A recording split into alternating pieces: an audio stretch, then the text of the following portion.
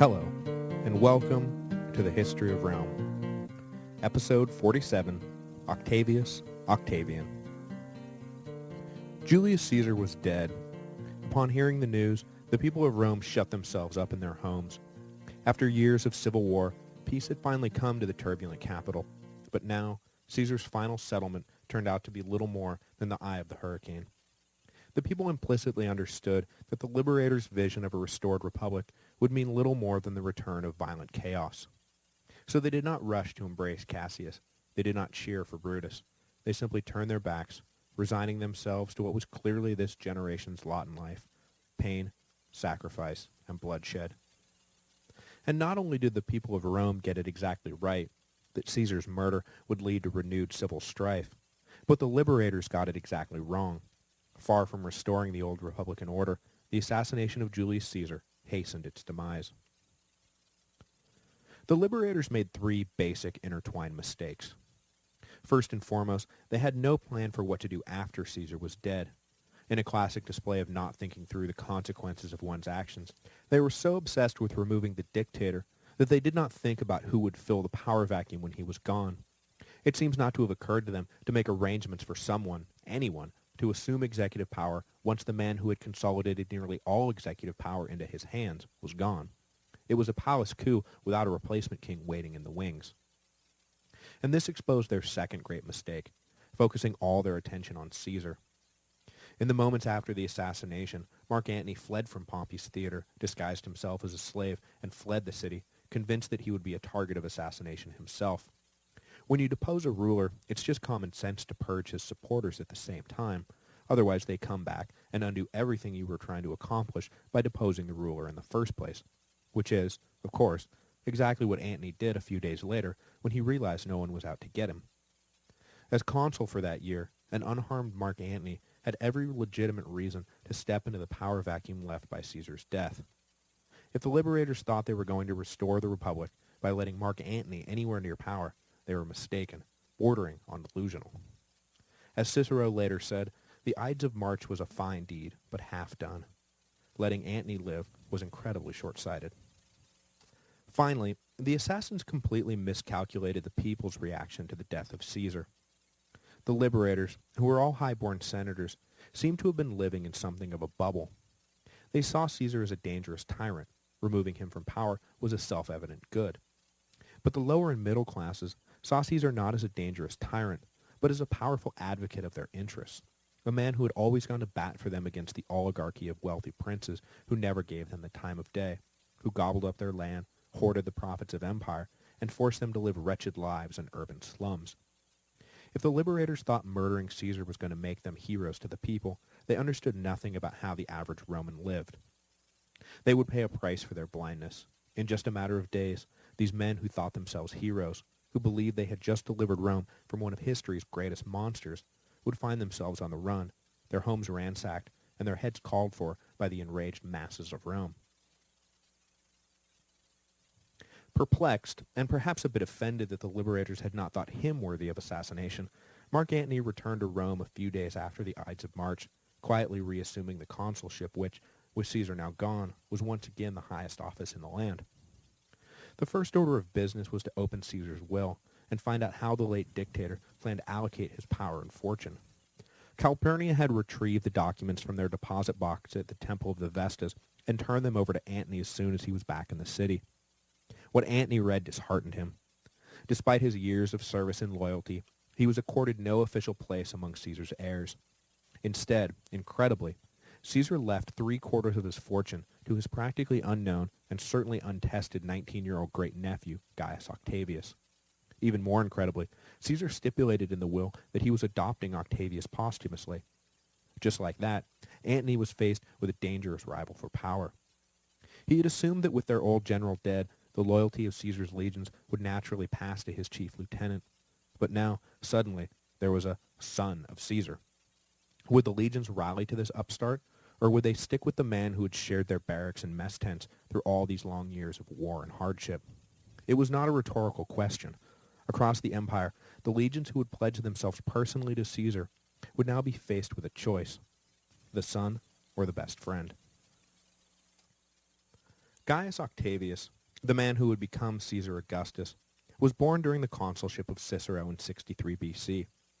He was the son of an up-and-coming novus homo, also named Gaius Octavius, who had been recognized as a rising star and married to Julius Caesar's niece Attia. However, when young Gaius was only 5, his father had died, and his mother remarried a cautious politician named Lucius Marcius Philippus. His early years were spent primarily in the care of his grandmother, Caesar's sister Julia, who oversaw his education until she died in 51 BC. There did not seem to be anything particularly remarkable about the boy, certainly nothing to indicate that in a few years he would become, the master of the known world. In fact, he seemed to lack all the qualities that mark young Roman boys for greatness. He was fragile, prone to sickness, not particularly strong, and forever hovered over by an overprotective mother. But he was an able student, showed promise in oratory, and most critically, seemed to attract the right kind of friends. It was at school, for example, that he met Marcus Vipsanius Agrippa, the low-born son of a nobody, who was immediately drawn to the thoughtful, if frail, young aristocrat. Agrippa was everything that Octavius was not, a physically gifted natural athlete who impressed every old soldier he ever came across. As much as Caesar was eventually struck by the clever mind and solid character of his young nephew, he was never under any illusions about the boy's physical prowess. But in the friends Octavius surrounded himself with, Agrippa in particular, Caesar felt comforted that the boy was in good hands. Indeed, throughout the coming civil wars, when Octavian is described as having won this or that battle, what historians really mean to say is that Agrippa won this or that battle for Octavian. The childhood friends conquered the empire together, Octavian handling the politics, Agrippa the armies. It was one of the most successful partnerships in history. Young Octavius did not come into regular contact with his famous uncle until Caesar returned triumphant from North Africa. He had been forbidden to join the campaign by his mother, who feared the boy would break under the stress of army life. But when Caesar emerged victorious from the Civil War, Octavius found himself in the unique position of being related to the most powerful man in Rome. He was bombarded from all sides by people looking to use his special access to procure favors, appointments, and handouts. But at the time, he was basically just a kid and had no reason to think he had any pull whatsoever with his uncle. So what the heck were they bothering him for? Famously, though, Octavius finally mustered the gumption to approach Caesar and ask a favor. Agrippa's brother had been on the losing side of the North African War, but having already been pardoned by Caesar once before, he had no hope of clemency, as it was well known that Caesar's generosity was extended one time only. Getting caught on the wrong side a second time meant death. Caesar granted the request of his young nephew without hesitation, though, to the relief of both Octavius, who feared provoking the wrath of his uncle, and Agrippa, whose brother's life hung in the balance. That Octavius took such a personal risk for Agrippa cemented their bond forever and earned Octavius a well-deserved reputation for loyalty.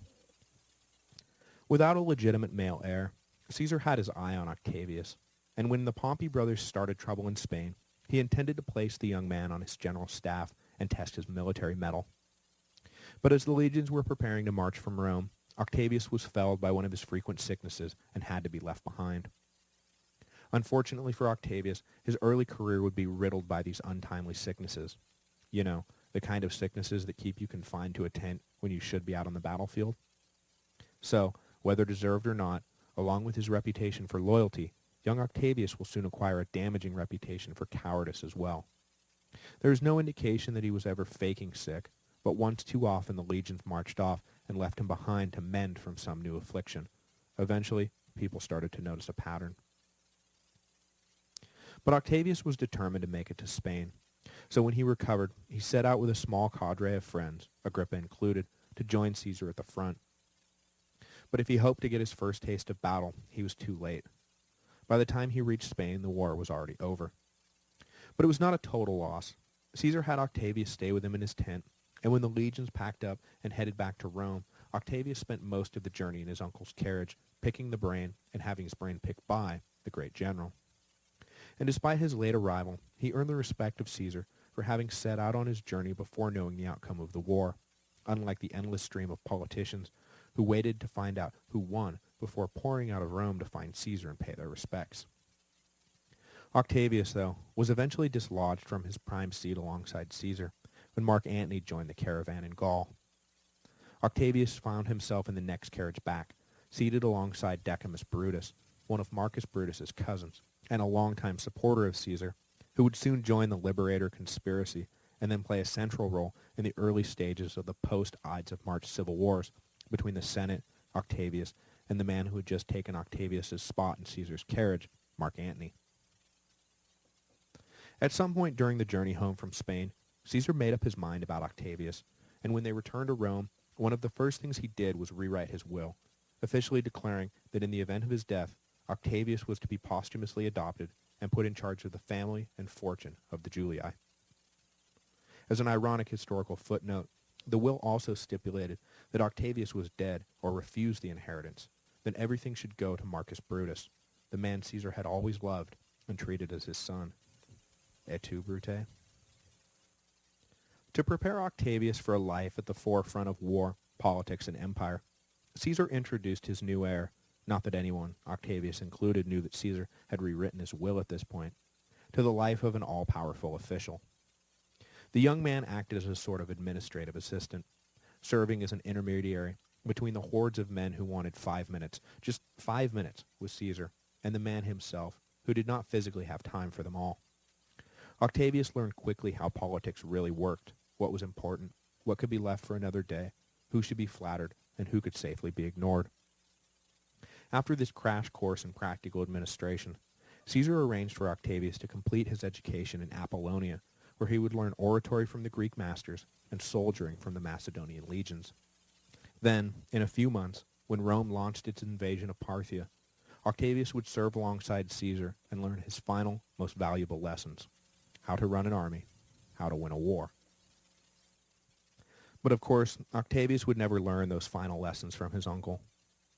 Word came from his mother in a letter dated March 15th, 44 BC, that Caesar was dead. Even though she did not yet know the content of Caesar's will, simply by virtue of being a male relative of the murdered dictator, Attia knew that her son was in danger. She implored Octavius to return to Rome, but avoid getting entangled in the public fallout of the assassination.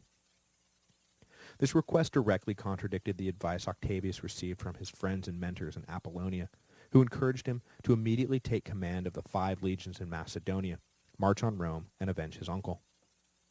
While making no commitment to a private life as his mother wished, Octavius rejected the notion that he could or should lead 25,000 men in an illegal invasion of Italy. He had never even witnessed a battle, let alone fought in one, and at this point he had very real doubts about whether or not he was cut out to be a general.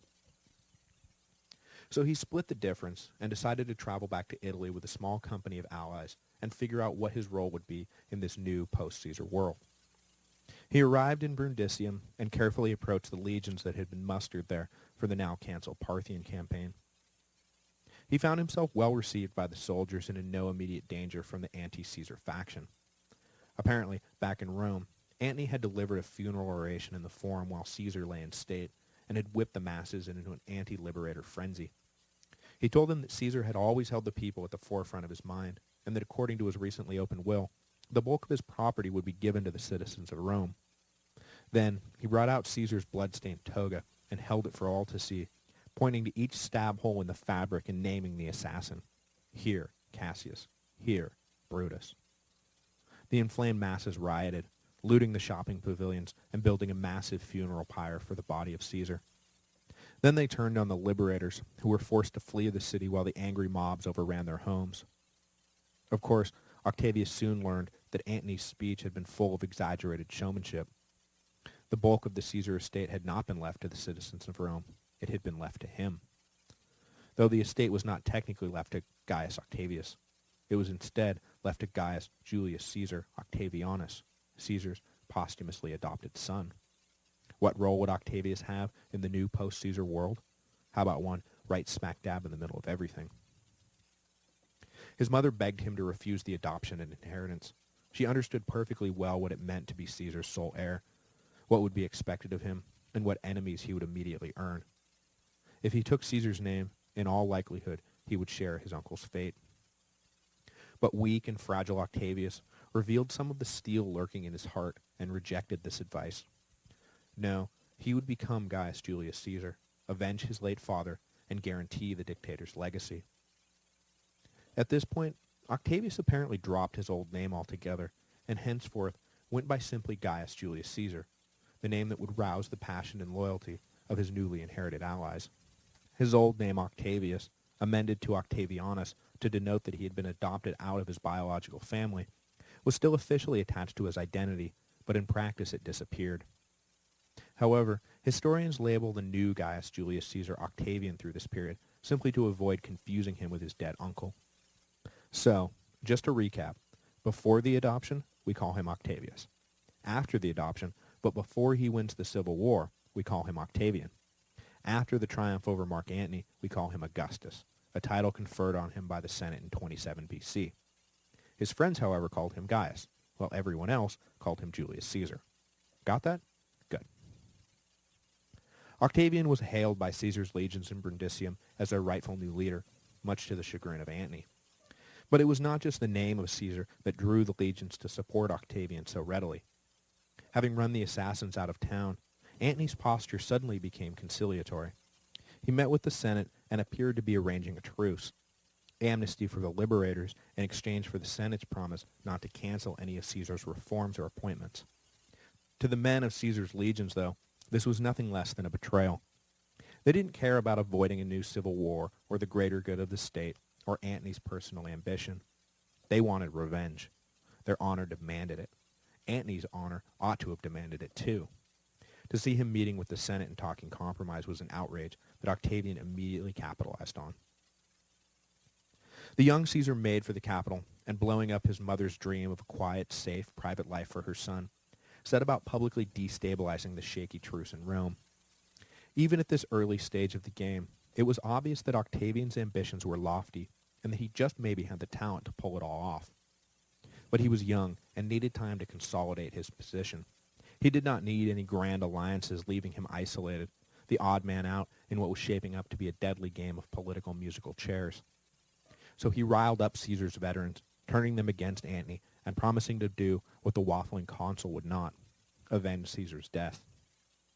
The campaign against Antony was designed to either alienate him from Caesar's old legions, and thus deny him his most important power base, or force him to abandon his possible alliance with the Senate in favor of a more radical position to mollify the troops. Antony, predictably, chose the latter. He knew he was nothing without the support of Caesar's legions. So he broke off talks with the Senate and embraced far more extreme positions. But his rage at the upstart Octavian knew no bounds, and throughout the next few months, while the two shared the spotlight in Rome, Antony took every opportunity to ignore and demean the young man, going so far as to withhold Octavian's rightful inheritance and stall the official adoption proceedings. But whatever personal slights were inflicted on him, Octavian was satisfied with having divorced Antony from the Senate. As a part of Antony's political shift, he exchanged the offer of clemency for the liberators with forced exile. He pushed through obscure foreign appointments for the lot of them, forcing them out of Italy so they would not get in the way of the Caesarians as they re-entrenched. He also forced through a Cisalpine Gaul proconsular appointment for himself to take effect as soon as he left office. This meant cutting short the term of the current governor, Decimus Brutus, who was not likely to give up his position without a fight. One of the liberators, maintaining his strategic placement at the head of an army just north of Rome, was of the utmost importance for the remaining Republicans, and Antony relished the opportunity not only to put himself in that all-important province, but to remove an obvious threat at the same time, hopefully regaining the trust of Caesar's legions by declaring war on one of the dictator's assassins along the way.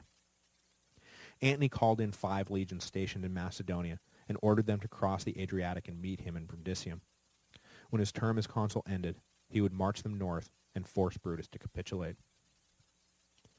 But as autumn gave way to winter, Antony's position began to deteriorate. In September of 44 BC, in retaliation for turning against the Senate, Cicero aimed his considerable rhetorical artillery directly at the consul and opened fire.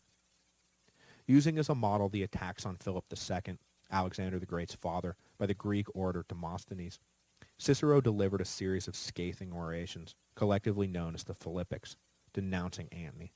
He asked the Senate to declare the dangerous consul an enemy of the state, while going out of his way to heap praise on Octavian, who he had clearly determined was the lesser of the two Caesarian evils. Cicero succeeded in turning public opinion against Antony, but the orations were probably the final nail in his coffin. In a few months, when a reconciled Antony and Octavian meet to discuss the fate of their enemies, Antony will be uncompromising on the question of Cicero. The old windbag was dead. Dead, dead, dead. Even worse for Antony, though, word came in November that 2 of the 5 Macedonian legions were defecting to Octavian's banner.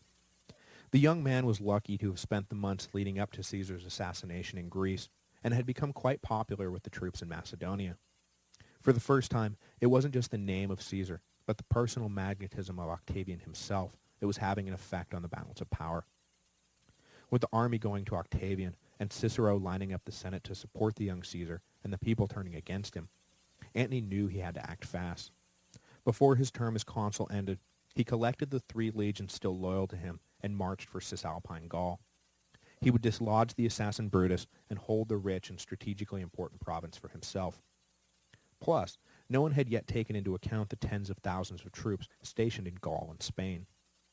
The officers in charge of the legions of Western Europe were his personal friends, and the soldiers his longtime comrades. Antony was confident that they would back him over the growing Octavian senatorial alliance. At the end of 44 BC, he marched out of Rome bloodied, but not beaten. Next week, Antony will bottle up the governor of Cisalpine Gaul, Decimus Brutus, and nearly starve him into submission. But the new consuls for the year 43 BC will raise armies and march to Brutus's relief, having already followed Cicero's advice by declaring Antony an enemy of the state. Marching with them, headed towards his first battle, will be the newly appointed propraetor Octavian. Though for the briefest of moments Antony and Octavian will find themselves on opposite sides, they will soon come into an agreement, forming an alliance along with Caesar's old consular colleague Lepidus. And while the first triumvirate had been a powerful political force, it had nothing on the brutal ruthlessness of this new alliance, the second triumvirate.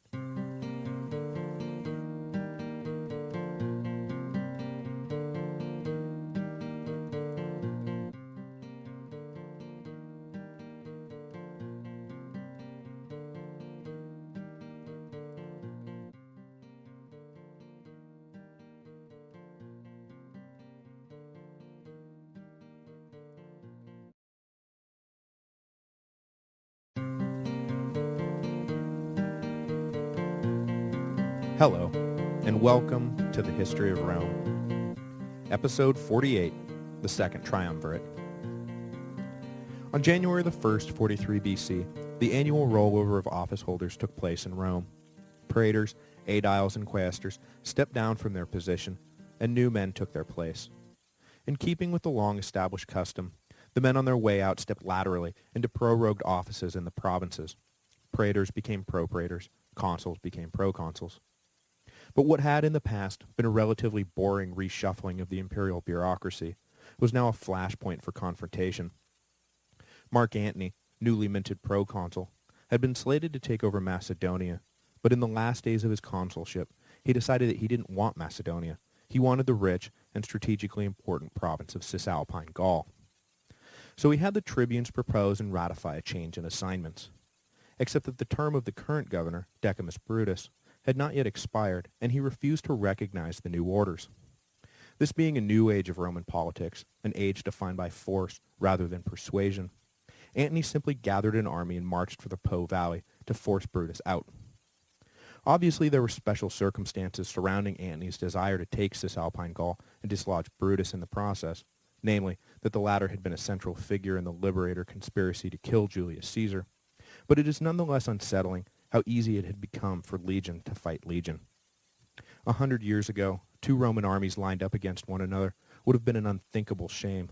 Now, it was as regular as clockwork. By the time January rolled around, Antony was, in fact, already in the Po Valley, with his 3 legions besieging Brutus in the town of Mutina. The new consuls for the year, Aulus Hirtius and Gaius Vibius Pansa, had both been strong supporters of Caesar and had fought alongside him during the civil wars. Indeed, their turn in the consulship had been arranged by the dictator prior to his death. But with Caesar dead, both men reverted back to moderate republicanism. For them, Caesar was a singular figure, and with him gone, it was time for the natural order of things to be restored. So, despite their longtime fellow traveling with Antony, Neither of them had much stomach for his continuation of the extreme Caesarian agenda he was pursuing. When the Senate decided that Antony had gone too far in claiming Cisalpine Gaul for himself and declared him an enemy of the state, both consuls were ready to lead armies north and put down their erstwhile friend. Octavian welcomed the new year with relish. Thus far in his brief and meteoric rise up the political ladder, he had not actually stepped foot on the ladder. His prominence was due entirely to his name. The armies he led and the support he enjoyed was all private, and he badly needed some official cover to make himself legitimate. But he was at this point not yet 20 years old, and barely qualified to be a military tribune, let alone the general of an army. But he was determined to not let a little thing like the rules hold him back, and he engineered a rather odd point of entry into the government, skipping the formal offices themselves and jumping directly to an appointment as propraetor. No doubt, the legions Octavian controlled played an important role in the Senate throwing out the book for the young man. He was asked to merge his legions with the consular armies headed to face Antony, and soon after taking office, he was on his way north to battle in defense of, get this, the Republic. Hirtius was already in the Po Valley when Octavian and the two defecting Macedonian legions arrived. Still years away from becoming Augustus, undisputed master of the Roman Empire, Octavian was immediately put in his place by Hirtius, who treated the junior officer like the junior officer he was. Hirtius took control of the Macedonian legions and made sure Octavian understood that whatever his name, a consul's word, was still the law in camp. Brutus was in dire straits and desperately needed relief, but Hirtius did not press Antony right away. He wanted to make sure that when he attacked, Antony would have no hope of victory. Julius Caesar may have been the luckiest general alive, but he was dead now. An overwhelming force might actually count for something again. So he waited while his colleague Pansa finished raising 3 new legions. Antony would stand no chance against their combined armies. At the beginning of spring, Pansa was ready and began to march north. Antony was fully aware that he would soon be outnumbered, so he broke off his focus on Brutus and headed down to ambush Pansa before he could link up with Hirtius and Octavian. At the small village of Forum Gallorum, Antony's veteran legions surprised the raw recruits led by Pansa and crushed them with relative ease. Pansa himself was injured in the fighting. The only drawback, though, to easy victory is that it breeds complacency, and while Antony's men strolled merrily back to camp, they were surprised by Hirtius's army, who had marched south when the consul realized what Antony was up to. The only thing that saved Antony's legions was the onset of night, which forced an end to what was shaping up to be a slaughter. Missing all the fun was Octavian, who was apparently left behind to guard the camp, a fact that Antony would use to needle his rival for years.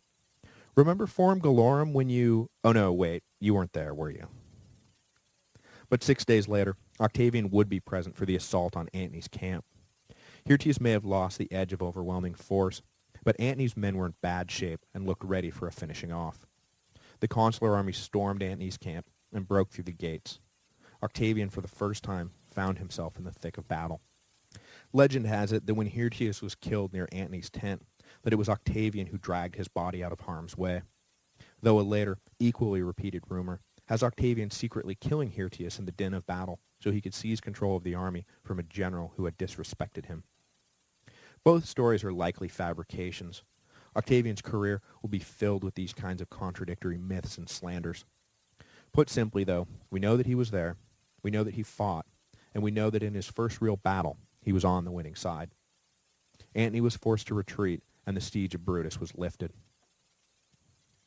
Fueling the later slanderous rumor that Octavian somehow managed to murder a consul in broad daylight while surrounded by literally hundreds of men, the other consul, Pansa, died of his wounds a few days after the Battle of Mutina. Allegedly, he was poisoned by a Greek doctor on Octavian's orders. Why would Octavian secretly order the death of a consul? Because with Hirtius dead, Pansa was the only thing standing between Octavian and control of 8 full legions. Whatever part Octavian did or did not play, the deaths of Hirtius and Pansa would be 2 of the more fateful deaths in Roman history. Because once control of the legions fell into his lap, Octavian never looked back. Brutus tried briefly to assert command in his role as governor of the province, but Octavian would have none of it. Brutus wasn't even allowed into camp. Lucky for him, he had been rescued by a man who probably wanted his head even more than the man he had been saved from. Brutus, though, was undaunted and led his legions through the Alps in pursuit of Antony, who was making for Gaul. Technically, he and Octavian were on the same side, but Octavian declined to move an inch and remained camped in Cisalpine Gaul, leaving Brutus hanging in the mountains alone and unsupported. Meanwhile, Antony arrived in Gaul and hooked up with the 11 legions stationed there under the command of Marcus Lepidus. Brutus had no hope of defeating Antony now, but when he turned around, he realized he was staring down the barrel of Octavian and his 8 legions. Sensing disaster, his troops deserted, getting out of the mountains any way they could. Brutus himself fell into the hands of a Gallic tribe looking to make nice with Antony, who received a head in a box a few days later. Back in Rome, the Republicans initially cheered the defeat of Antony, but the savvy could see that this was no victory at all. Caesar's son and Caesar's best friend now controlled between them some 20 legions, and unfortunately, the interests of the two men were no longer at odds. In the east, Marcus Brutus and Cassius were raising armies to destroy the Caesarian menace before it strangled the Republic forever. Divided, it was possible Antony and Octavian might each be beaten by the liberator armies, but combined they would be unstoppable. So what at first looked like a victory for Republicans turned out to be another crucial step towards their demise. Octavian wasted no time after the death of the consuls to raise himself into their vacated seats. He sent a contingent of centurions to the Senate demanding that they name him consul. The Senate, trying to maintain some hold on the situation, refused. Octavian was unperturbed by the rebuke, though, and simply packed up his army and headed to Rome. He camped outside the walls and asked again. This time, his request was granted.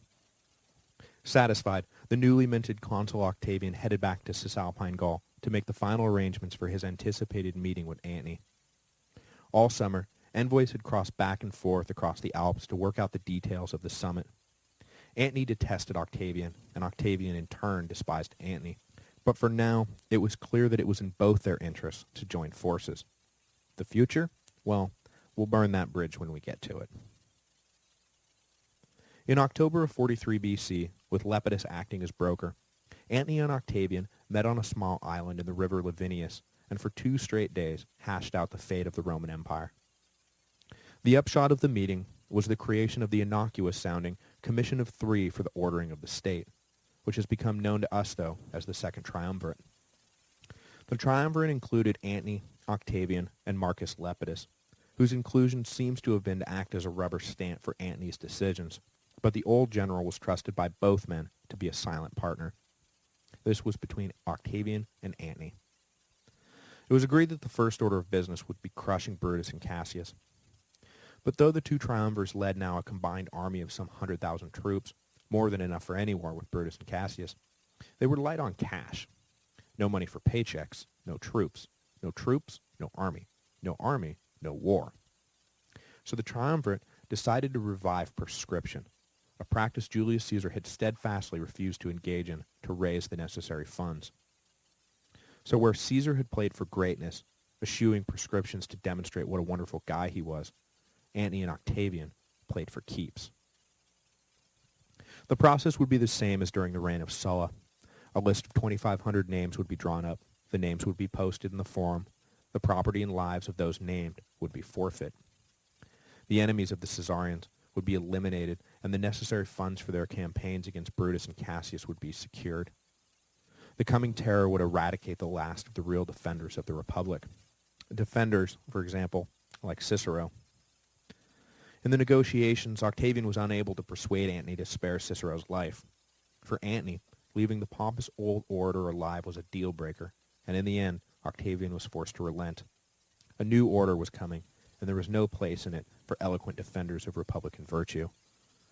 In December of 43 BC, soldiers caught up with Cicero, and he stoically offered them his neck, asking only that they get it right the first time.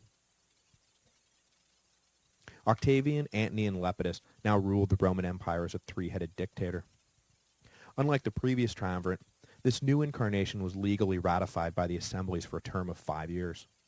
The word of the triumvirs was law. They posted the prescription list and let their bloody reign begin. Heads rolled, property was seized, men of high standing were reduced to hiding in attics and basements. Antony and Octavian observed it all without compassion. It is said that Antony demanded to review every prescribed head himself, even if it interrupted dinner. The only problem with the plan, though, besides, the gross inhumanity of it all, was that by flooding the market with the newly prescribed homes, the real estate market bottomed out, and the triumvirs raised far less money than they originally anticipated. They were forced to post more names on the prescribed lists. When that didn't work, they were forced to outright steal from safe deposit boxes held in the Temple of the Vestas. And when that wasn't enough, they did the really unthinkable.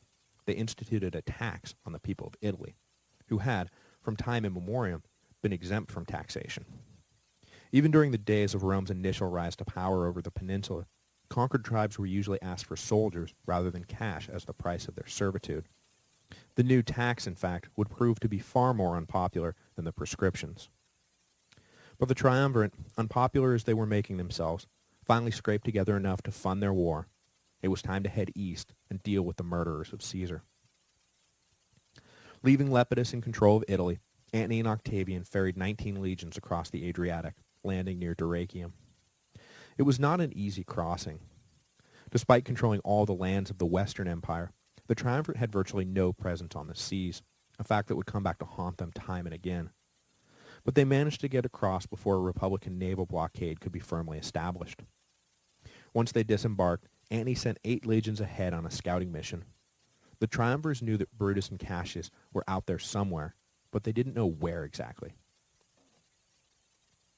Where exactly turned out to be the town of Philippi in Thrace, about halfway down the road to the Hellespont. Brutus and Cassius had set up strong defensive positions, building camps atop 2 hills, and then building a north-south wall between their camps. Further north of their position was steep rocky hills, and further south was marshlands. If the triumvirs, marching east, were going to attack, it was going to be head-on. But battle is not what Cassius, the senior general and tactical mastermind of the liberators, was after. He fully expected to sit tight and wait for a naval blockade to take its toll. Macedonia is a notoriously hard country, and could in no way support the 100,000-some men of the triumvir army for long. As Brutus and Cassius waited for Antony and Octavian to arrive, 150 ships filled the Adriatic, cutting them off from their supply line in Italy. All Brutus and Cassius had to do was repel whatever assault the triumvirs attempted, and then wait for them to starve. But unfortunately for the liberators, while the blockade worked like a charm, the whole repelling whatever assault the triumvirs attempted thing didn't work out exactly as planned. When the liberator position was discovered, Antony immediately led the triumvir legions to confront Brutus and Cassius. Octavian, however, once again debilitated by sickness, was forced to remain behind in Dyrrhachium, adding fuel to the persistent rumor of cowardice. Antony arrived outside the liberator camps in late September 42 BC, and quickly assessed the situation. The north side was indeed no good for an approach, and a frontal assault would be suicidal. The southern swamp, though, ugly a route as it was, showed some promise. Cassius, in the southernmost camp, obviously did not believe he had to worry about an approach through the bog, and had set up no defensive line. So, taking a page from the playbook of Hannibal, Antony decided his best bet was to lead a force through the muck and appear suddenly where no one expected him to be. With luck, he would be able to surprise Cassius and get at the underbelly of the liberator army before they knew what hit him. Keeping the bulk of his army skirmishing around as a distraction, Antony sent his engineers into the swamp and had them begin constructing a causeway. A few days into the work, Octavian arrived from Dyrrhachium. He was still in bad shape, but had no intention of letting Antony hog all the glory. Plus, more importantly, he could not allow Antony to seize the opportunity a great victory would provide to turn on his young colleague. Overall command of the operation was firmly in Antony's hands, but Octavian planned to be standing right next to him the whole time. They would rise or fall together. The engineers worked for days in the swamp, slowly cutting and building a plank road through the muck. On October the 3rd, though, just as they reached the other side, their cover was blown. Sentries finally noticed something was going on in the impassable swamp and alerted Cassius. The Liberator General acted fast, ordering that fortifications be built into the swamp, bisecting the causeway, and trapping the lead insertion force in enemy territory. Recognizing that the jig was up, Antony ordered a full-on attack, targeting the place where Cassius's main defensive wall met the swamp. Taken off guard by the sudden frontal assault, Cassius's men were unable to prevent Antony from breaking through. At the same time, Brutus saw that the camps of Octavian and Antony now were totally unprotected. Rather than send his men to reinforce Cassius, Brutus ordered them to seize the triumvirate camps. At worst, any success Antony achieved would be offset by the loss of his bases, and at best, he would be beaten and then have nowhere to retreat to. Octavian was supposed to be leading the camp forces, but when Brutus's legions stormed the wall, he was nowhere to be found. There is no accounting for him at this point, though it was rumored that, recognizing Brutus would easily overrun the reserve forces, that Octavian hid out in the swamp until the battle was over. Antony, on the other hand, was in the middle of intense fighting near Cassius's camp. Eventually, he was able to storm the walls and take the base, which left the battle at a peculiar draw. Antony in control of Cassius's camp, Brutus in control of Antony's. But for Cassius, it was all a loss. He had retreated with a small force to another nearby hill and watched the battle wind down. There are two accounts of what happened next. In the first, dust from the battle so obscured everyone's vision that Cassius did not realize Brutus had seized the triumvirate camps, knowing only that his own army had been defeated. Assuming the worst, he ordered a slave to take his life, knowing that he was dead one way or the other. In the other account, Cassius had gotten word of Brutus's victory, but was ashamed that Brutus, a lesser general, had succeeded while he had failed, and in his shame, he took his own life. Whatever the reason, in the aftermath of the battle, Cassius's beheaded body was discovered. When news reached Brutus, he mourned for his brother-in-law. He was, said Brutus, the last of the Romans. Brutus regrouped and refortified his position in the aftermath of the first battle, having looted anything serviceable from the triumvirate camps. But with Cassius, the far more respected commander, gone, discipline began to break down in the Liberator army. Brutus attempted to revert to the original strategy of holding out long enough to let the naval blockade take its toll, but he was pressed by his officers to attack. They may have listened to Cassius, but they were not convinced that Brutus wasn't simply afraid of another battle. Like Pompey before him, Brutus was goaded into battle against his better judgment. On October the 23rd, the final confrontation came. No trick maneuvers or fancy tactics were employed. The two armies charged at each other and fought in close quarters for hours, until finally the triumvirs pushed Brutus back. The Liberator army broke down and scattered.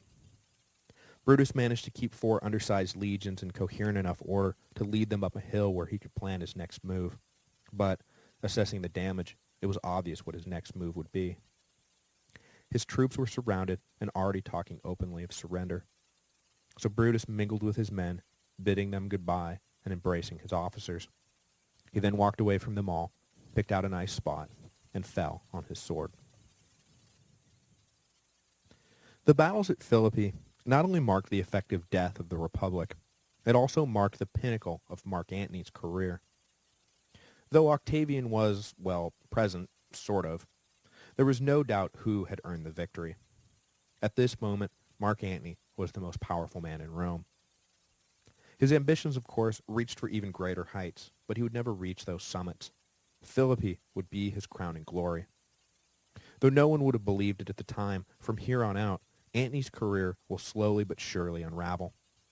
Finally, outmaneuvered politically and defeated militarily by Octavian, Antony would himself commit suicide.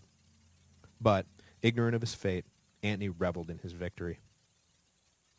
Brutus's body was brought to him, and knowing that there was much to be said for graceful victory, he honored his old comrade, draping the body with his general's cloak. But when Antony moved on to other concerns, the corpse passed into the hands of Octavian, who allowed Brutus's memory no further dignity. He ordered that the head be chopped off, sent back to Rome, and thrown at the foot of a statue to Julius Caesar. Thus always to those who stand in the way of tyrants. But of course, as with the last round of civil wars, the end is not always the end. Though Philippi was effectively the end of resistance to Antony and Octavian, in practice there were still battles to be fought. Sextus Pompey, the son of Pompey the Great, had re-emerged following his defeat in Spain and was now in control of the Liberator Navy. Depending on who you were talking to, Sextus was either the noble admiral of the Republican fleet or a dread pirate. But everyone agreed that he was a massive thorn in the side of the triumvirs. Whatever climax had allegedly played out at Philippi, Sextus was not going to be giving up anytime soon. If the triumvirs couldn't be defeated on the battlefield, Sextus decided the next best thing would be to literally starve them of support. Let's see the triumvirs try to control a capital that is about to have its food supply cut off completely. Hungry citizens are never complacent citizens. Breaking Sextus's naval blockade of Italy would be the overarching concern of Octavian for years as he tried to solidify his hold on the Western Empire. Antony, as the senior triumvir, remained in the east where he planned to follow up his victory at Philippi with an even greater victory over the Parthian Empire. Once the Parthians were defeated, he would be in a strong enough position to break the triumvirate and knock troublesome Octavian out of the picture for good. That was the plan, anyway. Next week, there will be no episode. I know I just skipped a week like a month ago, but I'm going to have to do it again. The soon-to-be Mrs. History of Rome is graduating on Friday, and we are hosting out-of-town dignitaries throughout the week. So I'm going to be a good host and not hole up with my laptop. I hope you understand. But we will return in 2 weeks and trace Octavian's attempt to maintain order in the West and Antony's disastrous attempts to conquer the East. Finally, I would like to wish a happy birthday to faithful listener George in Los Angeles. I hope you like the book.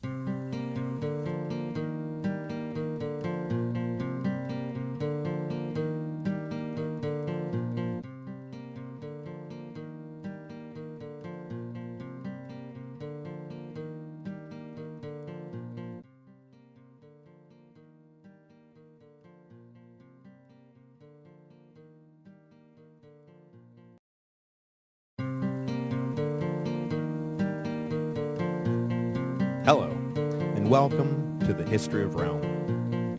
Episode 49, Apollo and Dionysus. Last time, Antony and Octavian, but really Antony, defeated the combined armies of Brutus and Cassius at the Battle of Philippi in late 42 BC, just 2 years removed from the assassination of Julius Caesar, an assassination that was supposed to herald the return of the Republic. The Romans were as far removed from democracy as they had been under the Tarquins. Power now resided fully in the hands of just 3 men, Octavian, Antony, and Lepidus. Their word was law, no debate, and no appeal. But of course, it was not the final ambition of any one of the 3 to rule with colleagues. They all aimed to hold the prize for themselves. For now, the Triple Alliance held because their triumph was too fresh not to be threatened on all sides by men who, having submitted, now waited for any opportunity to throw off the triumvirate yoke. But even understanding their precarious position, the dynamic within the triumvirate began to change. Lepidus, who had been left in charge of Italy while the other 2 triumvirs went east, was about to find himself the odd man out in what had always been a struggle between Octavian and Antony. After Philippi, the balance of power that would define the next few years of alliance and rivalry between the 2 lead triumvirs began to shake out. Mark Antony stayed in the east with 8 legions, while Octavian took the remaining troops, old Caesarian veterans and surrendered liberator soldiers alike, back to Italy.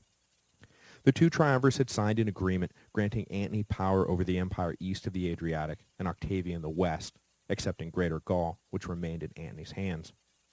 Each would focus on their sphere of influence to solidify power for the triumvirate. Antony obviously had the more glamorous position. It had long been a Roman ambition to invade Parthia and move the empire into the eastern interior. It was now up to Antony to pick up the baton dropped first by Crassus and then by Julius Caesar and carry it across the finish line. Octavian, meanwhile, was left with the unenviable task of demobilizing tens of thousands of veterans, finding them lands to settle on in an overcrowded continent without any money left in the treasury to purchase the necessary land. While Antony went off to play conquering hero, Octavian was left to play bureaucratic dunce, caught between angry veterans and angry citizens. Plus, the one real internal threat to the triumvirate remaining after Philippi was left to Octavian to deal with. Sextus Pompey, the now 25-year-old son of Pompey the Great, had gathered a pirate fleet and taken control of Sicily. For Antony, it was all Eastern queens, never-ending banquets, and planning for greatness. For Octavian, It was grain shortages, general strikes, and angry mobs. The main problem facing the triumvirate, which was fast becoming a biumvirate, especially now that the rich province of Spain had been taken away from Lepidus and given to Octavian, was that the state coffers were empty. No thought had been spared for the future when the triumvirate built their war machine to face Brutus and Cassius, but, having won now, they were faced with the consequences of victory. In particular, promises of land had been made to the soldiers to entice them into the army in the first place and then keep them there through the hard times. Now the bill was coming due. In the past, as with Pompey's veterans or Julius Caesar's veterans, the riches won in battle were used to purchase property for the retiring soldiers. Though there was no enshrined eminent domain protection that required the state to pay a fair price for seized land, it was simply practical to do so. It kept hurt feelings to a minimum and left everyone, soldier and citizen alike, relatively happy.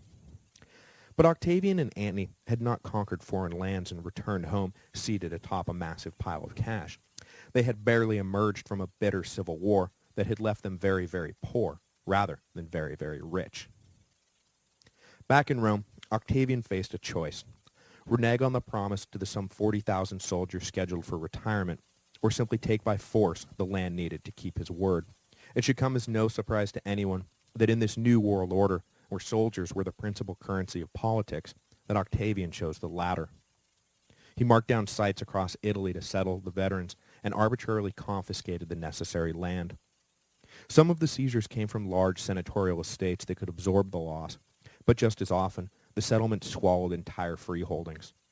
Families whose only crime was living where Octavian's finger landed on a map were thrown off their land.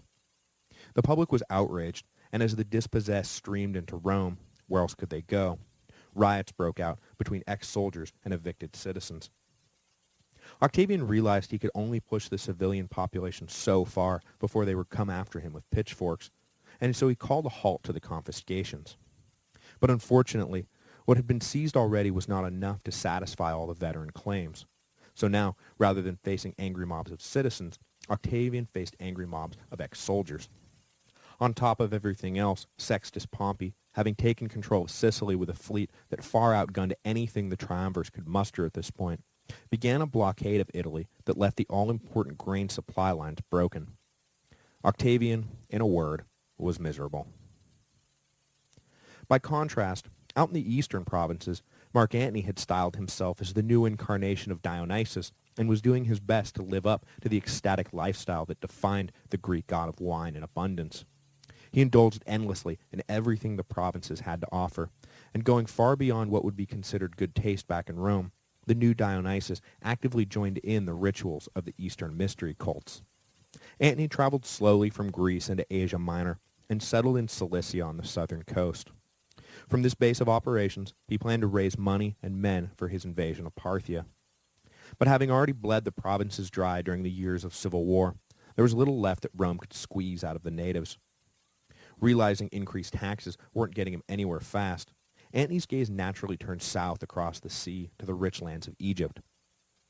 Conveniently, now fully in control of her country, Cleopatra had styled herself as the new Isis. In Egyptian mythology, Isis was the sister and wife of Osiris, who had long been seen as an Eastern analog for, wait for it, Dionysus. The match was too perfect not to embrace completely. Antony invited Cleopatra to meet with him in Cilicia, and the queen agreed. The alliance they forged was mutually beneficial. Antony got the revenue stream he needed for his further adventures, and Cleopatra got a new Roman patron to protect her position in Egypt.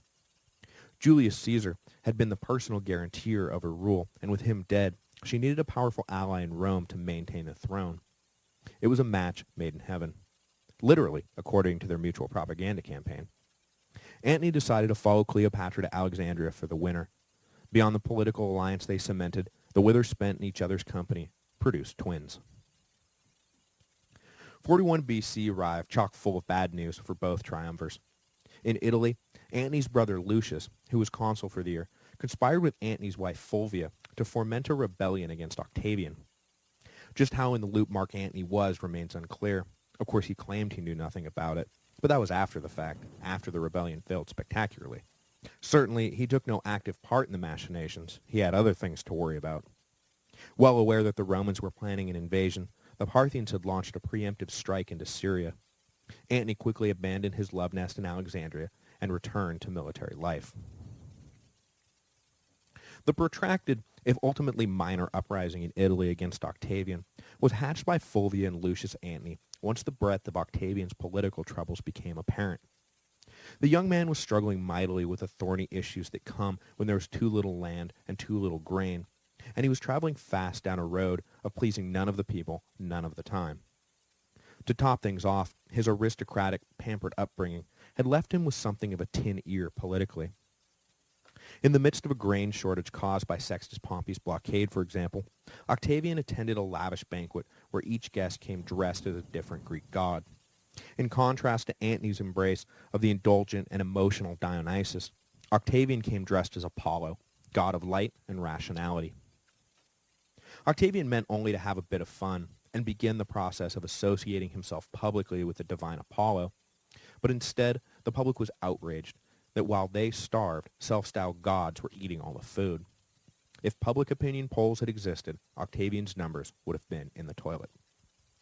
So Fulvia and Lucius Antony stirred up resentment amongst the struggling veterans while simultaneously picking up the cause of the dispossessed and now starving ex-freeholders.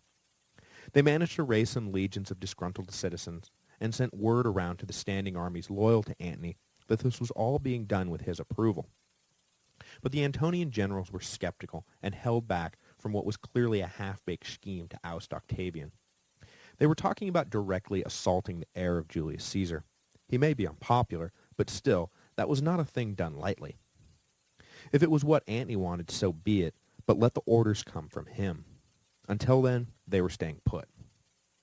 Octavian sent his friend Agrippa to deal with the floundering rebel army, which holed up in the fortress town of Perusia in central Italy. After a long siege, the town finally fell to Octavian's forces. It was a minor victory against a weak opponent, but it had the effect of giving Octavian a military victory in his own right, without anyone being able to point to a more senior officer who really won the battle, even though Agrippa really won the battle. It was an important legitimizing moment for the young statesman, who badly needed a legitimizing moment. Lucius Antony committed suicide just as Perusia fell, and Fulvia went into exile. She died of an illness the next year in Greece after an emotional confrontation with Antony, who blamed her for the whole unnecessary fiasco. In her attempt to exploit Octavian's weakness, she had left him stronger than ever.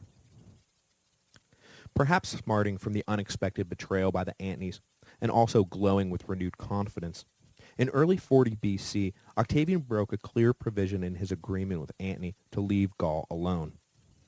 The governor of the province, a staunch Antonian general named Calenus, suddenly died, and without consulting his triumvirate partner, Octavian went north and took command of the 11 legions stationed there. The move was nothing less than an act of war so far as Antony was concerned. Leaving the east in the hands of his capable lieutenants, Antony immediately headed back to Italy to confront his young colleague. With Octavian seemingly intent on breaking the triumvirate, Antony simultaneously sent out feelers to Sextus Pompey in Sicily looking for an alliance. He found the young republican amenable to a joint operation, and Antony signaled that Sextus should harass the coast of Italy at will to put pressure on Octavian.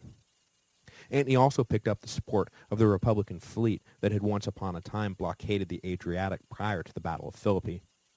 In what was shaping up to be the final showdown between Antony and Octavian, the old Republicans were clearly casting their lot with Antony. In an attempt to blunt the efforts of Antony's diplomacy, Octavian decided that it was high time he took a wife, and arranged a marriage with the widowed Scribania. She was a much older woman, and seemed a poor match, until you consider that she was also Sextus Pompey's aunt-in-law. In the highly familial world of Roman politics, Octavian was signaling his own willingness to ally with Sextus. At the very least, he hoped to make the young admiral think twice before taking sides against his new uncle. Antony and his fleet arrived in Brundisium and found the city locked up tight by Octavian's garrison. A siege began, and Octavian hurried down with his armies to assess the situation. Was this the beginning of the end of the triumvirate? In an interesting turn of events, the answer turned out to be an emphatic no. Centurions in both camps had had enough of civil war. They had had enough of killing each other. They were friends, neighbors, comrades, in some cases family. Enough was enough. You know the old saying, what if they threw a war and no one showed up? At Brundisium, that's exactly what happened. The centurions went to their respective commanders and said, look, you do what you want, but we're not going to battle. We would suggest coming to some kind of an agreement, because the only way this is going to end now, if you both refuse to compromise, is some kind of single combat gladiatorial death match for control of the empire. Which is fine, we'll cheer you on, but we're not doing your fighting for you anymore. Left mutually defenseless, Antony and Octavian decided to deal. The Triumvirate alliance was reconfirmed, and the East-West power sharing was formalized, with Antony crucially conceding Gaul to Octavian. Lepidus still hung in there in his official triumvir, and was granted the province of Africa, but by now he was irrelevant. The third-wheeled triumvir will make one last big play to get back in the game after the campaign against Sextus Pompey in Sicily, but it will only net him a forced retirement. The treaty was met with relief by the people of Rome, and further celebrated when news came of the final deal sealer. Newly widowed Antony would wed Octavian's sister, Octavia. The triumvirate was one big happy family again. They all returned to Rome together to celebrate the coming nuptials. Meanwhile, Sextus Pompey, who had so recently been courted by both triumvirs, was now out in the political cold again and returned to his blockade. But though he was not going to play the part of kingmaker, his strangulation of the grain supply routes was taking its toll in Rome, and the triumvirs came under immense pressure to come to terms with him. After initially refusing any compromise, the triumvirate finally bowed to the ever-rising grain prices, and in the summer of 39 BC, invited Pompey to the bargaining table. In exchange for lifting the blockade, the triumvirs offered to legalize his hold over Sicily, Sardinia, and Corsica, making the young man governor of all three islands. In addition, they would slate him for a consulship the next year. After mulling it over, Sextus agreed. By legalizing Sextus, the triumvirs also invited back into the fold all the Republican exiles who had fled to his banner. Proscribed families, lucky to get out of Rome alive, were now allowed to return to their homes. One young family who took the triumvirate up on their offer of clemency was Tiberius Claudius Nero, his 19-year-old wife Livia Drusilla, and their infant son, also named Tiberius. They had been on the run since Tiberius the Elder had joined and then fled from Fulvia's ill-advised revolt 2 years before. Tiberius was something of a doofus who always managed to find himself on the wrong side of any given fight, going back to his stance against the first triumvirate 15 years earlier. His only lasting contribution to Roman history was the fact that he agreed to a divorce when Octavian announced that he intended to marry Livia, having fallen madly in love with her at first sight. The only complication was that both Livia and Scribonia were pregnant. Devoid of sentimentality, Octavian divorced Scribonia on the day she gave birth to his only biological child, a daughter named Julia, in October 39 BC. He and Livia were wed 3 days after she gave birth to her second son, Drusus. With these marital ties lined up, the Julio-Claudian dynasty that we have all come to know and love finally fell into place. The infant Tiberius would, in time, be adopted by Augustus and then inherit the throne, becoming Rome's second emperor. His brother Drusus was the father of Claudius, grandfather of Caligula, and great-grandfather of Nero. Germanicus is in there too, but we'll get to all that. Almost immediately after securing the treaty with the triumvirate, Sextus realized that he had made a terrible deal. He was already in control of Sicily, Corsica, and Sardinia. There was nothing the triumvirate could have done about that. So he had bargained for control over things he already controlled. In return, he had given up the mantle of last defender of the Republic. The money and support that flooded his way for playing this part suddenly dried up. All his allies had returned home or given up on him. Octavian was no fan of the agreement either, but with the situation in the West finally settled, Antony clamped down on any talk of further aggression against Sextus. He needed things quiet in Rome if he was ever going to get the eternally delayed Parthian campaign off the ground. But by 38 BC, with Antony back in the east planning his war, and Sextus disrupting the grain supply again in an attempt to stay relevant, Octavian decided to ignore his colleagues' wishes and deal with the meddlesome Pompey once and for all. With the defection of one of Sextus's top captains, Octavian decided to strike while the iron was hot. He now knew where young Pompey was and exactly what his defenses were. If he could clear Sextus off the table quickly, Antony would return from the east with Octavian the undisputed ruler of the Western Empire. It was a seductive thought, and so he voided the treaty with Sextus and attacked. Octavian planned a two-pronged assault of Sicily. He ordered a fleet led by Sextus's ex-captain to sail south and attack the north coast of the island. Meanwhile, the triumvir himself would lead another force in from the east. He hoped to quickly pin Sextus down in Messana, just across the straits from mainland Italy. But this initial thrust turned into a complete debacle. The fleet coming south was challenged, defeated, and forced to retreat. Octavian quickly shifted his plans and decided to try to rush through the straits of Messana and link up with the retreating fleet. Two prongs were nice, but if this wasn't going to be as easy as he thought, one great big prong was better than two little prongs. But Octavian was an inexperienced naval commander, and as soon as he set sail, Sextus pounced and drove Octavian's fleet into the rocks. Octavian barely escaped with his life. Most of his fleet was either on fire or dashed on the rocks. In a cruel twist of fate, the next morning, Octavian and the survivors awoke to a sudden storm, and what few ships they had left sunk. Octavian struck while the iron was hot all right, and it burned him badly. Humiliated but undeterred, Octavian called for Agrippa to help plan a new invasion. To give his friend all the resources he needed, Octavian had the 26-year-old appointed consul for the year 37 BC. That whole year was spent building a new fleet. But because Octavian wanted to lull Sextus into a false sense of security, and because any attempt to construct anything in a regular port would likely be harassed by constant attack, Agrippa designed and built canals linking an inland lake to the sea. Then, under the cover of a dense forest, out of sight, he built and trained a massive new navy on the lake. Of more immediate importance to Octavian, on January the 1st, 37 BC, the same day that Agrippa assumed the consulship, the term of the Second Triumvirate officially expired. He and Antony were still in power, obviously, but technically they had no standing within the political system. So a summit was scheduled to work out the details of renewing the pact. Antony returned from the east and his opening skirmishes with the Parthians in the spring, and at Tarentum he and Octavian met and hashed out the terms. It was roughly the same deal as before. Octavian would control the west and Antony the east. This time, rather than sealing the deal with a marriage, a troop exchange was arranged. Octavian needed ships for his war with Sextus, and Antony needed ground legions for his invasion of Parthia. So Antony traded 120 ships for 4 of Octavian's legions. But in a move that would sow the seeds for the demise of the triumvirate, while Antony duly sent the ships, Octavian refused to live up to his end of the bargain and never sent the promised legions. Antony was furious at the betrayal, and it destroyed whatever trust he had left in his partner for good. War between them was now inevitable. It was just a matter of time. Agrippa shepherded the renewal of the triumvirate through the Senate and the assemblies, and having placed his friend back in official power, returned to the fleet that he would lead against Sextus.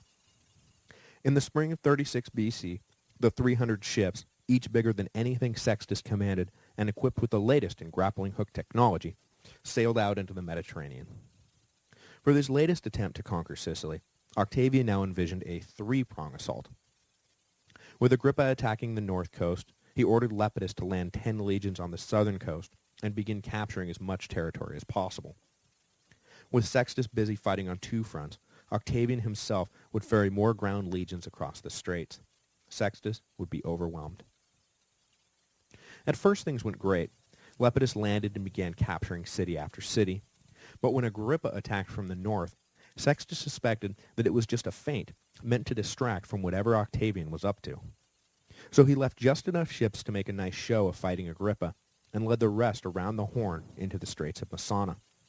Octavian, thinking he had outsmarted Sextus, had landed with a force to establish a beachhead, and then found himself trapped by the sudden appearance of Sextus's fleet. Braving possible capture, Octavian slipped through the blockade in a small ship to link back up with the rest of his army. It was do or die time now. He had to get the rest of his army into Sicily, or all would be lost. Rumors were already filtering in that Lepidus was talking alliance with Sextus. Octavian needed to fill the island with his own men, before any deal was struck. Luckily, though, Sextus was spread thin and only had 300 ships left at his disposal. With so many blockading the straits, he was forced to leave some of the northern ports defenseless. Agrippa was able to easily capture and hold them. Octavian hooked back up with his legions on the mainland and sailed them north to land under the protection of Agrippa's fleet. Pretty soon, the transfer was complete. Totally outnumbered on land, Sextus gathered all of his ships at his stronghold in Messana. The only hope he had left now was to provoke a sea battle. In early September, he led his ships out of the harbor and went looking for Agrippa. The two fleets met off the northeast coast of the island, near the city of Nalochus. On paper, it was an even engagement, east side controlling 300 ships. But Agrippa's fleet was larger and more powerful. It was by no means a one-sided affair, but throughout the whole day's fighting, Sextus lost ships at a slightly faster rate. By the end of the day, the Pompeian captains determined that the cause was lost and began to surrender to Agrippa rather than keep fighting. With his navy captured, it was all over for Sextus. He took the 17 ships that remained uncaptured and sailed east. Over the course of the next year, he tried to find asylum and allies, but was rebuked at every turn. Unwilling to surrender, he was eventually captured in Anatolia and executed by a provincial governor loyal to the triumvirate. After Agrippa's victory at Nalochus, Octavian now stood alone in the west. There was no one left to challenge his rule. Well, almost no one. Lepidus, who had conquered most of Sicily during the invasion, suddenly decided to reassert himself in the triumvirate. He claimed by right of conquest Sicily, Sardinia, and Corsica, and demanded that Octavian recognize his claim. Octavian scoffed at this notion. He had not gone through all this trouble to take Sicily just to give it away to a rival. He sent men into the ranks of Lepidus's legions to sow dissent. Lepidus, who was never very popular with the average grunt, watched in horror as his legions began to desert from his banner en masse. Without any leverage left, Lepidus met with Octavian and rescinded his claim. Octavian, seizing an opportunity to eliminate Lepidus from the balance of power, decided to unilaterally expel him from the triumvirate as punishment. From now on, though the name never caught on, it truly was a biumvirate. Lepidus retired to a plush estate on the Italian coast and lived another 20 years in comfortable obscurity. Next week, we'll head east to trace the ups and downs of Antony's campaigns against the Parthians. But as I said before, it was more downs than ups. The apex of Antony's career was the Battle of Philippi. Everything after that was just a slow descent into ruin. Completely in control of the West now, Octavian would use every tool at his disposal to turn public opinion against his colleague, particularly harping on the fact that Antony seemed to be going native, dressing in Eastern fashion, and living a life of scandalous adultery with Cleopatra. Octavian told anyone who would listen that the new Dionysus had lost touch with Roman values that were, of course, exemplified by Octavian, the new Apollo.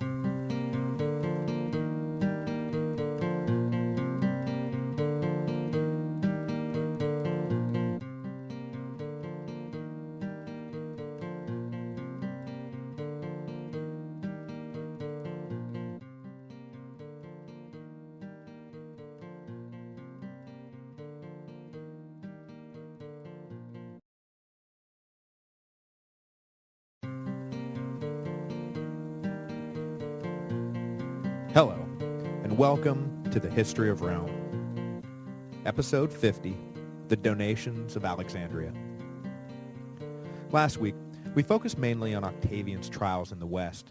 So this week, I want to begin by tracing Antony's activities in the East before moving on to the final falling out between the two triumvir colleagues. Because after failing miserably to conquer Parthia, Antony's status in Rome will plummet, leaving him vulnerable to political broadsides by Octavian, who will launch an all-out propaganda blitz against him. Neither being shrinking violets when it came to the game of power politics, the war of words escalated quickly into simply war. As I said last week, 41 BC had opened with bad news for the triumvirate.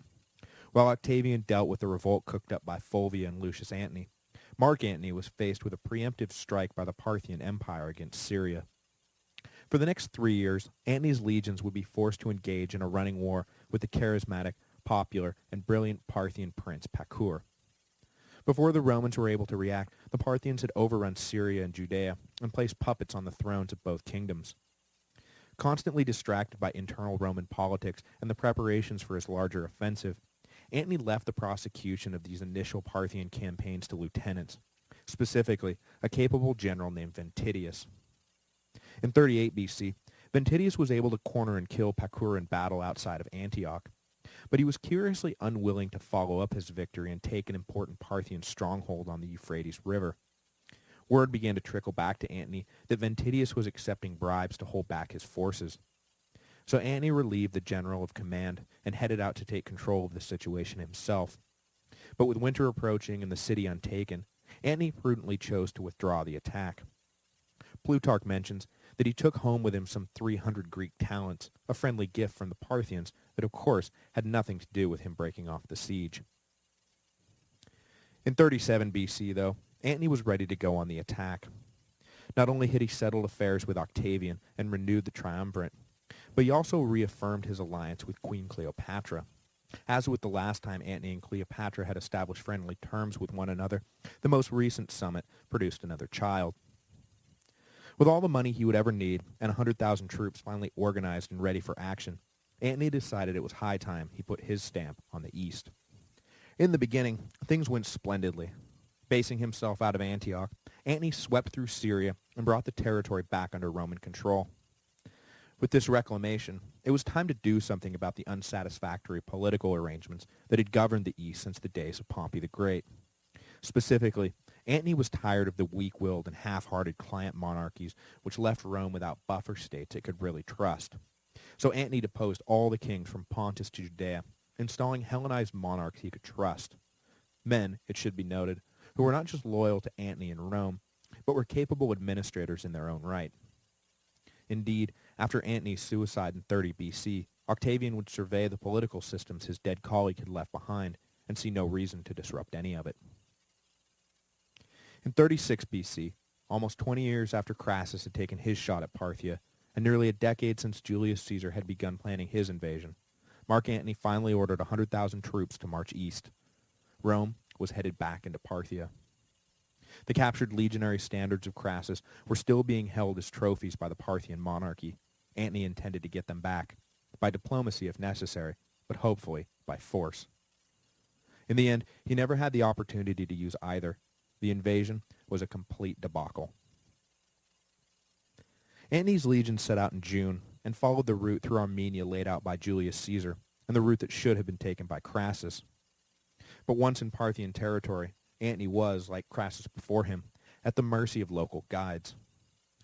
But this time, rather than leading him into a trap, his double-crossing native guides simply fed information to the Parthians about the location of the slow-moving and underguarded Roman baggage train, emphasizing particularly the slow-moving and underguarded nature of it. In a blow that crippled the whole enterprise, the Parthian cavalry arrived out of nowhere and set fire to the line of carts, wagons, and most importantly, siege works. Having spent months moving slowly towards the inner fortresses of Parthia, Antony was now in a bind. His plan had been to capture at least one of the major cities before the end of summer so he could establish winter quarters. But now, with his siege engines gone, he had no hope of capturing anything. With winter bearing down, Antony realized the whole invasion was irretrievably bollocksed. He ordered his stupefied men to turn around and head back to the Mediterranean. The second great blow came when the Armenian king took the occasion of the smoldering baggage train to defect to the Parthians. Antony's only route home now lay through hostile territory. Winter set in across the hills and mountains of Armenia as Antony struggled to get his army home in one piece. While the Armenians prudently avoided outright attacking the Romans, they certainly didn't offer any aid or comfort to Antony's beleaguered army, now dropping like flies in the harsh mountain snows. By the time they made it back to Antioch, the 100,000 men who had left for Parthia were now 75,000. Antony had lost a quarter of his men and not even fought a single battle. He debated the pros and cons of suicide. While his colleague was licking his wounds over the winter of 36-35 BC, Octavian was riding high. Having defeated Sextus Pompey, his own stock had never been higher. But though he was no doubt already planning to eliminate Mark Antony from the picture, Octavian was content to let the older triumvir dig his own grave for a while. But until the time was ripe for a strike, Octavian had a problem. He couldn't afford to dismiss his legions. He would need them for the inevitable confrontation with Antony. But with Sextus gone, he had no real reason to keep them mobilized. So Octavian looked around for some trouble to get mixed up in, and found the perfect excuse in Illyricum. I can't disband the legions, he told the Senate. I need them to fight those barbaric tribes in Illyricum, who have long thumbed their noses at Roman rule. Yes, Illyricum, that's the ticket. So rather than being told where their retirement plots were located, Octavian's soldiers got word that they were needed for the war in Illyricum. What war in Illyricum, they asked. The war you're about to start, they were told. Now get packed. Illyricum was a wild country of fiercely independent tribes located in what is today the Balkans. So beyond giving him an excuse to keep his armies intact, pacifying the region would be a real propaganda coup for Octavian, because Illyricum didn't just border the empire, it bordered Italy itself. Octavian spent the next 2 years off and on in the Balkans. He constructed a fleet to tackle the pirate havens off the east coast of the Adriatic, and himself led the infantry all over the countryside, forcing tribe after tribe to acknowledge Roman rule. He penetrated as far as the Danube River, which Octavian dreamed one day would be the stable border of the empire. In the course of one siege, he even displayed some of the personal courage that had always been conspicuously absent from his career. While his men hesitated on a gangplank leading over a wall, Octavian and a few bodyguards rushed headlong across the short bridge. The episode mirrored a famous episode from the career of Alexander the Great, leading commentators, even at the time, to suspect that the entire scene was a publicity stunt engineered to dispose once and for all of the persistent rumors of cowardice. But whether intended or not, when reports of the incident made their way back to Rome, Octavian found his reputation greatly enhanced. In 34 BC, while Octavian was entering his second year in Illyricum, Antony was ready to make amends for the shame of his disastrous invasion. He had spent the year and a half that had passed since returning from Parthia, living with Cleopatra in Alexandria. The fact that he was still married to Octavia does not seem to have entered his head at all. Though she had always been a loyal wife, the bond between Antony and Cleopatra had grown far beyond a mere political alliance. Octavian privately, and pretty soon publicly, fumed at Antony's blatantly disrespectful treatment of his sister. What did it say about him that he would ignore a fine Roman woman in favor of some Eastern temptress? But regardless of what the chattering classes thought about it, Antony was perfectly content with his life in Egypt. Some said he had no intention of coming back to Rome at all. And really, why would he? He was passing his days in splendid luxury, ruling over half the known world. Alexandria was a rich, cosmopolitan, and rationally laid-out city. In contrast to hot, crowded, noisy, and messy Rome, there was really no comparison. Arriving in the Egyptian capital after defeating Antony and Cleopatra, Octavian himself would be smitten with the well-thought-out metropolis he found. But rather than dream of moving to Egypt, Octavian dreamed of reinventing Rome. For the duration of his rule over the empire, Octavian, later Augustus, would spend enormous amounts of time, energy, and treasure trying to remake Rome in Alexandria's image, to turn the city of brick into a city of marble. But while Antony slowly went native in Egypt, his sense of Roman honor had not deserted him. The betrayal of the Armenian king had not been forgotten, and as soon as the spring of 34 BC rolled around, Antony set out to remove the offending monarch. Flashing some of the old brilliance, he made short work of the Armenian army and deposed the traitor king without too much difficulty. The victory in Armenia, however, would finally expose the growing distance between Mark Antony and the Roman people. Rather than finding some random, capable noble to reign as the new king of Armenia, Antony placed his own son Alexander on the throne. An even greater affront than the simple dynastic implications of the appointment was that Alexander was Antony's son with Cleopatra, not Octavia. And it only got worse after that. When he returned home to Alexandria, he staged a triumph to celebrate the victory. Never in history had a triumph taken place outside of Rome itself, and Roman opinion was scandalized. And as if the triumph itself wasn't bad enough, at the culmination of the event, Antony read aloud a proclamation that has since become known as the Donations of Alexandria. Just as he had awarded control of Armenia to Alexander, he announced his intention to give Cyrenaica and Libya to Alexander's twin sister Selene, and granted his youngest son Syria and Cilicia. He declared Cleopatra to be the queen of kings, and in the most provocative move of all, named Caesarion, Julius Caesar's son by Cleopatra, king of Egypt, king of kings, and crucially, the true heir of his father.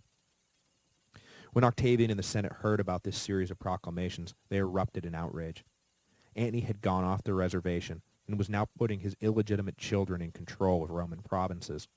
He was, in short, turning the Eastern Empire into his personal kingdom.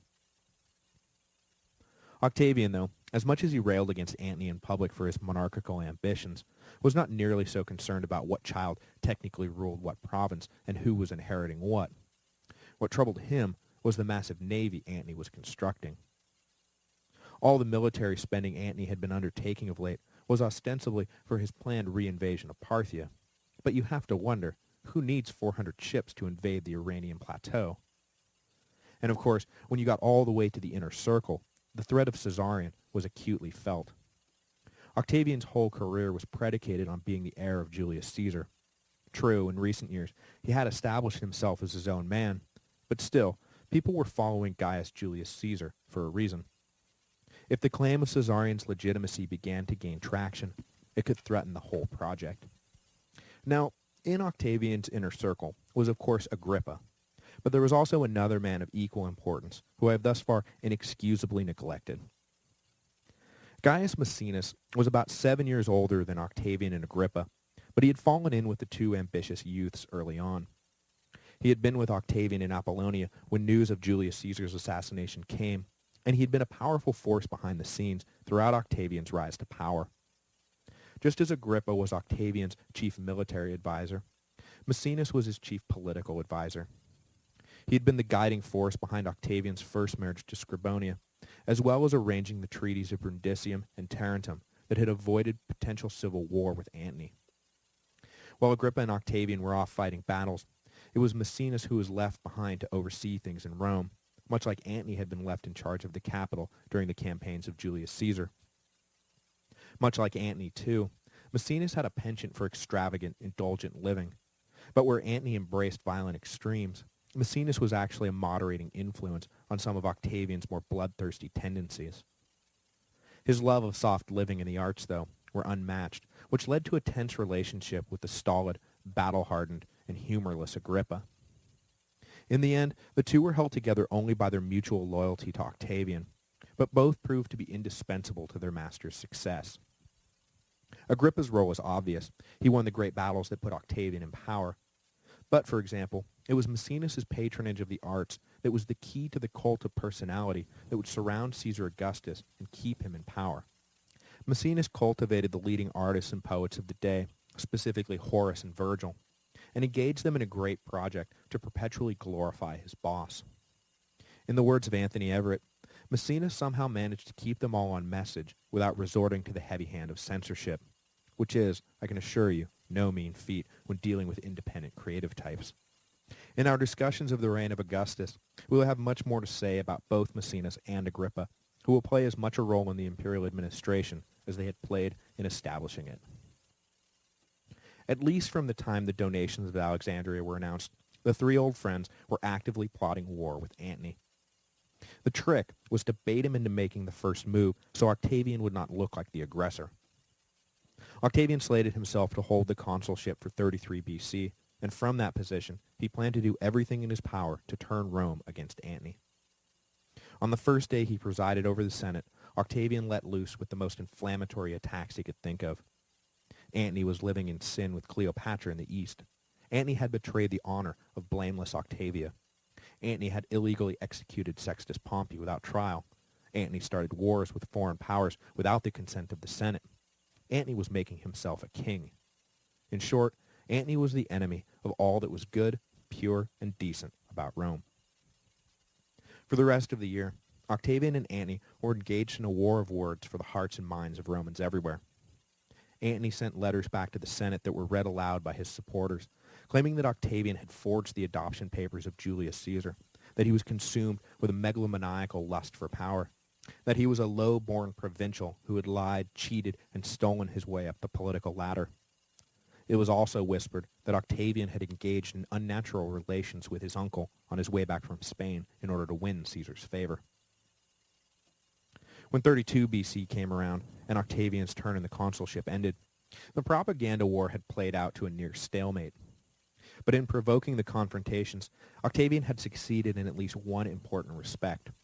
With the triumvirate expiring December 31, 33 BC, there was no chance now that it would be renewed. The 10-year-old partnership was officially dissolved. Now the facade of collegial alliance could be dropped.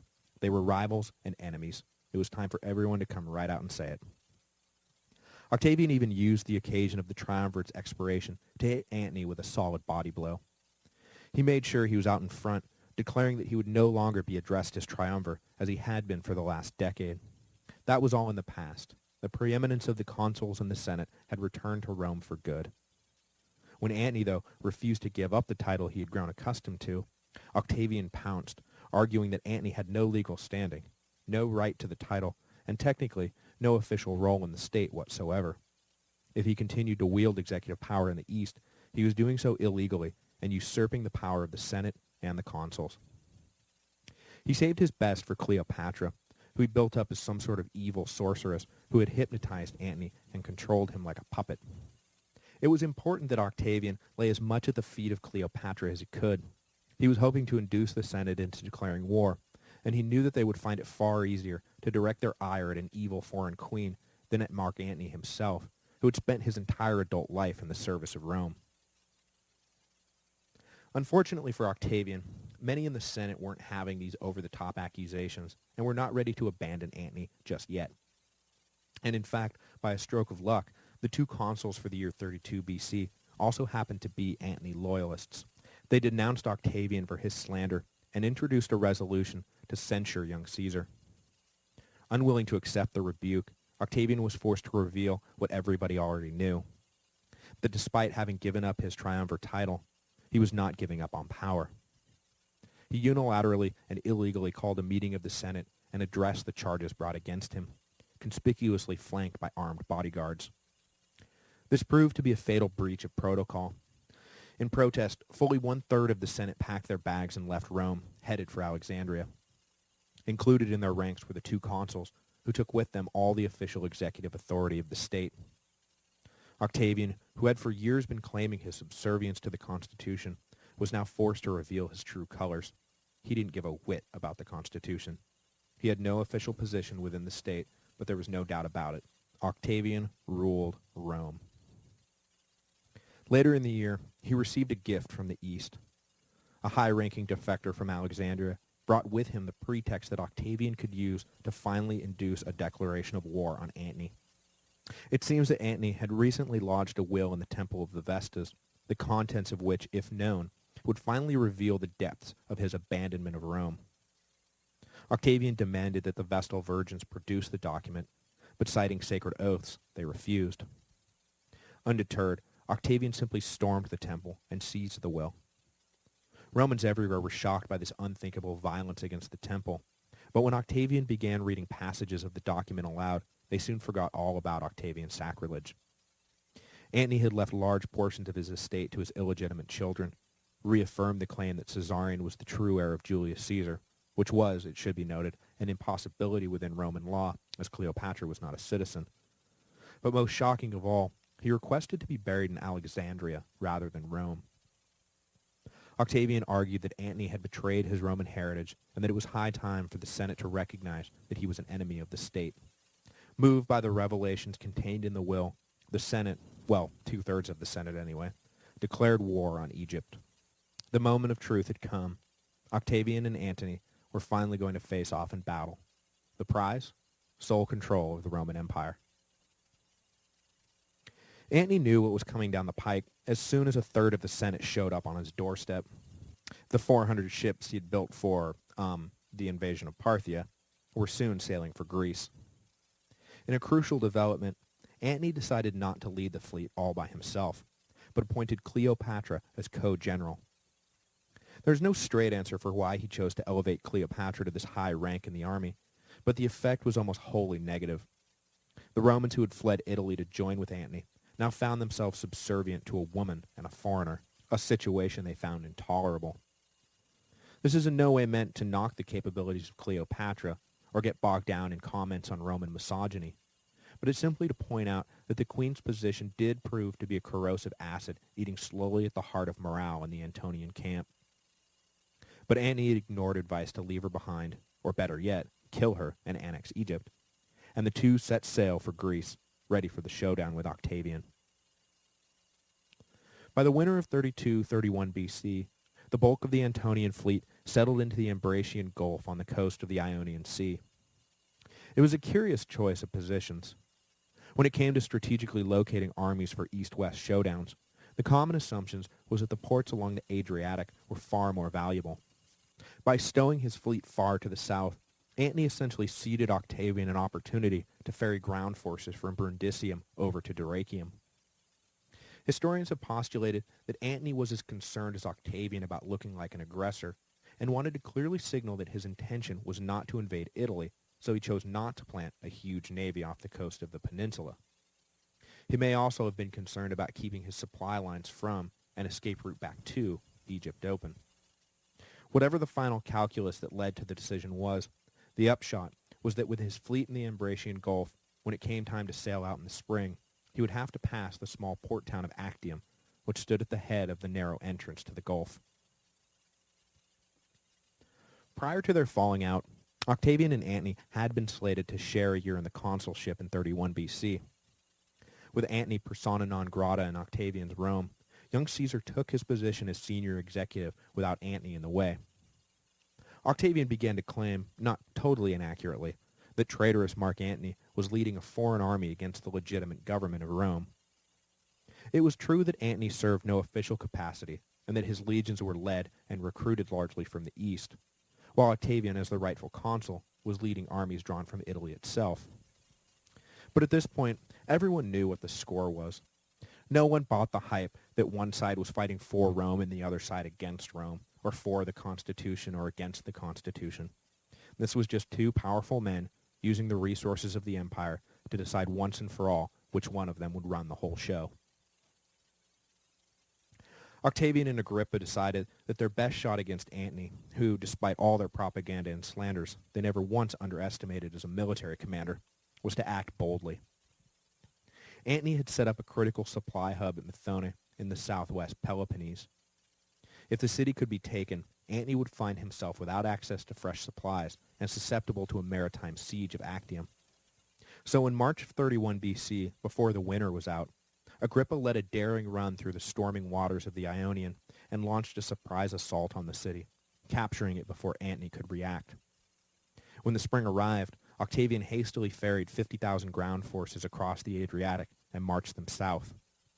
Suddenly, Antony was trapped.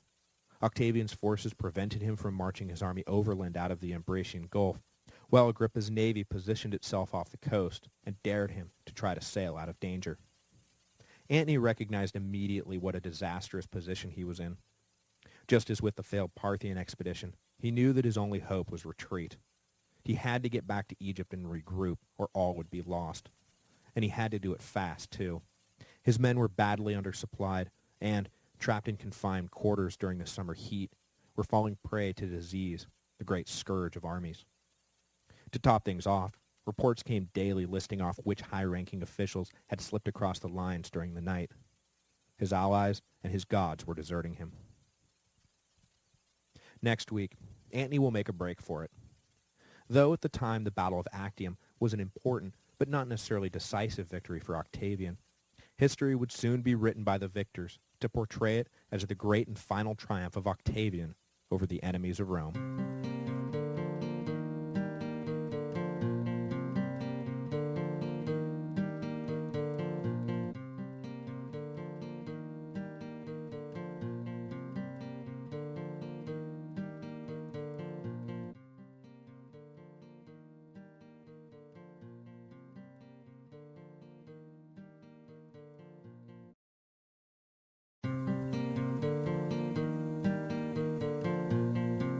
Hello, and welcome to the History of Rome.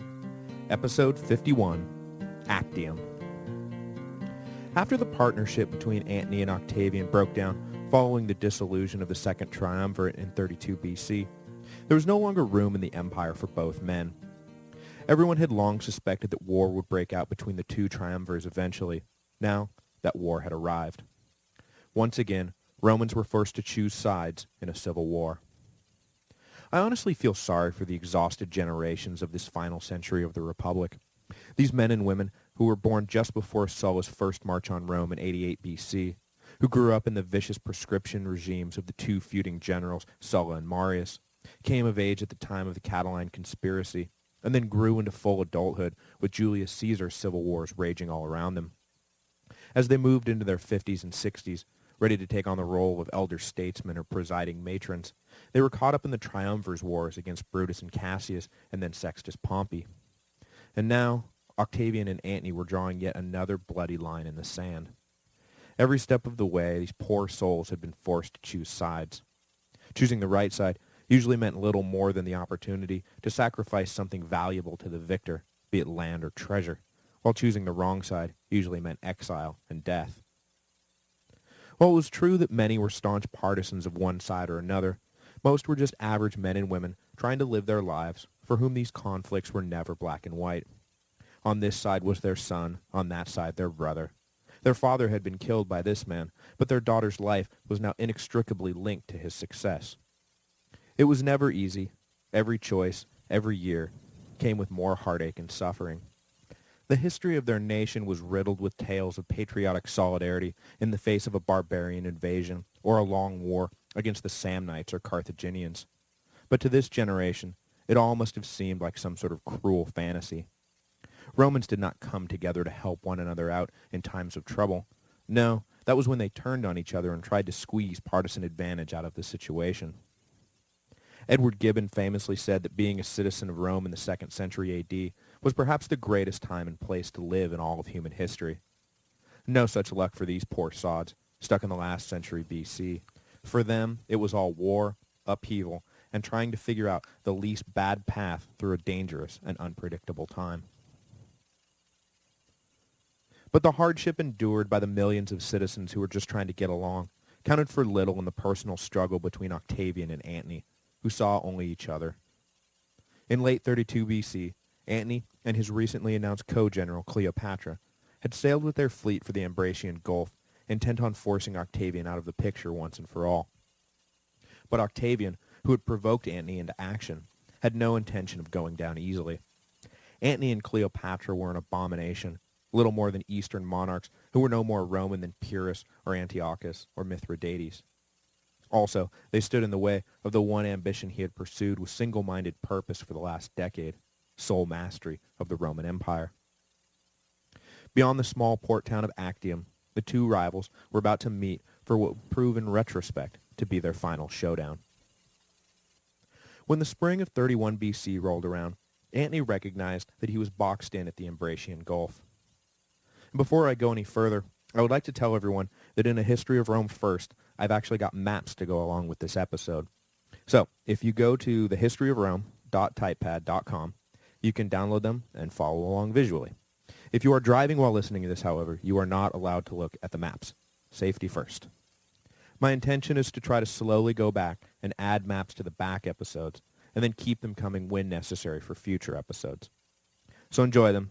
I spent a lot of time drawing little tiny triangles, and I hope you find the maps helpful. That said, where was I? Ah, yes. Antony had stowed his fleet in the Ambracian Gulf and had inadvertently allowed Octavian to park a ground force north of his position, while Agrippa simultaneously blockaded the narrow strait leading out of the Gulf. See it there on the map? Sweet. At first, Octavian sought a quick battle. He deployed his fleet and dared Antony to come out and fight. But short on the manpower he needed to both man the oars of his ships and fight at the same time, Antony declined the invitation. So Octavian settled into siege mode. The Caesarian forces had access to supplies and fresh water, while Antony was cut off from his supply bases in Egypt after Agrippa had captured Methone the month before.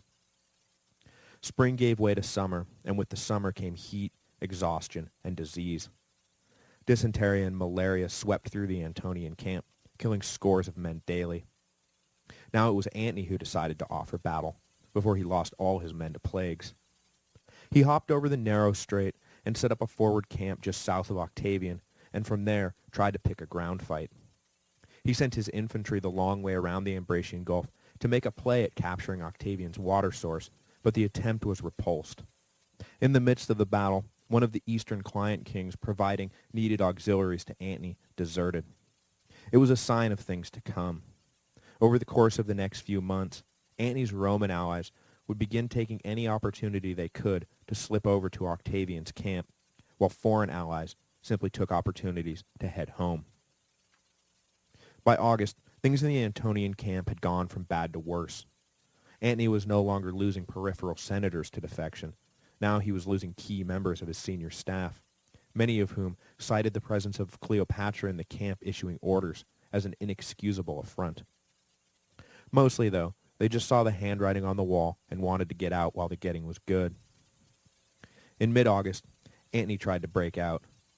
He sent what warships he could staff out of the strait on a particularly foggy day and tried to surprise Octavian's blockade into scattering long enough to make escape possible for the rest of the fleet.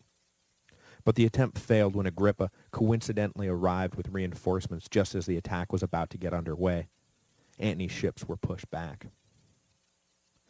Finally, at the end of August, Antony withdrew back to his original camp and made plans for a head-on collision with Octavian. A ground escape was deemed too risky.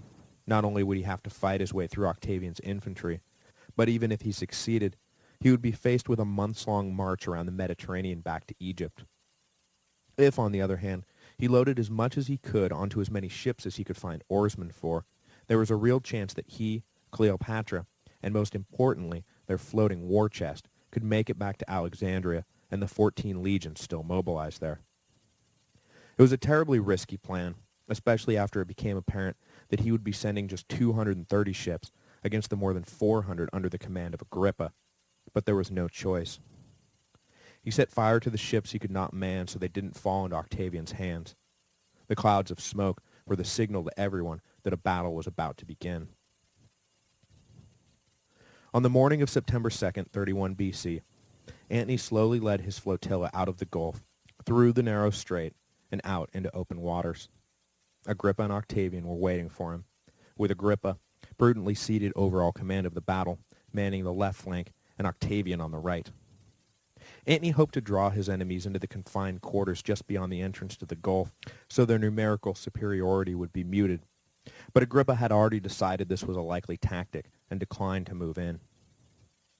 The morning passed with the two fleets bobbing in the water, waiting for someone to make a move. Finally, Antony was forced to acknowledge that Agrippa wasn't taking the bait. He ordered his ships forward, and the Battle of Actium began. On the Caesarian left, Agrippa worked the ships under his command around so that they swung over and came at Antony from the north. To counter, Antony shifted his own line so that what had begun as a north-south line was now an east-west line. This all had the effect of leaving the center of the Caesarian line open. With Octavian fully engaged in the southern theater and unable to close the gap left open by Agrippa's enveloping move, Cleopatra saw her opportunity. She had been held back from the main line with 60 ships and had thus far taken no part in the actual battle. This was by design, as her flagship was the key to the whole escape, because on it was the Antonian treasury. Even if every ship but hers was captured, there was still hope. With the afternoon winds blowing out to sea and the middle of the battle open, Cleopatra hoisted her sails and fled the scene. Seeing the queen lighting out, Antony quickly transferred himself off of his lumbering flagship onto a quicker vessel and followed her. He could only hope that the rest of his fleet would disengage and follow. If they couldn't, at least they had bought their general and his fortune time to get away. For the most part, they couldn't get away. Outnumbered and hemmed in, the ships that weren't sunk were forced to retreat back into the Gulf. After an evening spent out at sea making sure no one slipped away, Octavian surveyed the scene when dawn finally arrived the next morning. Cleopatra had obviously gotten away, but he had no idea what had become of Antony. 40 or so of the Antonian ships had been sunk, and the 130 left were now cowering in the Gulf. All in all, it was a clear victory. Mitigated by the escape of Cleopatra, obviously, but Octavian had succeeded in dealing Antony, wherever he was, a fairly crippling blow. The next week was spent mopping up after the battle. The 130 trapped ships surrendered without much convincing, but there was still a sizable Antonian infantry in the area that needed to be defanged.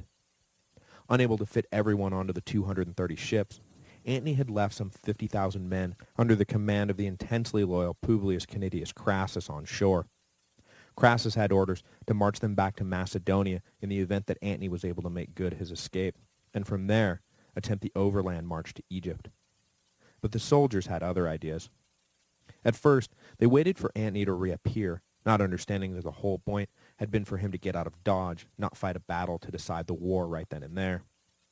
When it became clear that Antony was dead or had fled, the attitudes of the troops changed dramatically. Over the head, or I guess maybe under the head, of Crassus, the soldiers offered to surrender to Octavian if they were treated as if they had been on the winning side the whole time. Octavian jumped at the chance to nullify the sizable threat they posed, and maybe demonstrate some of the famous clemency that had won his uncle so much acclaim. He was fast coming to the realization that maybe power was finally in his grasp.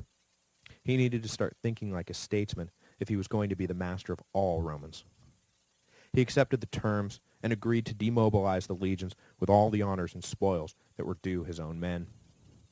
Disgusted, Crassus and a few senior officers packed their bags and slipped away back to Alexandria, where they hoped to find plans to reverse the setback at Actium well in the works.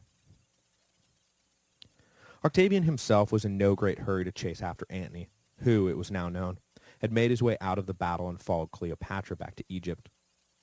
He settled in for the winter on the island of Samos in the eastern Aegean, and made preparations for the invasion of Egypt he would undertake when spring arrived.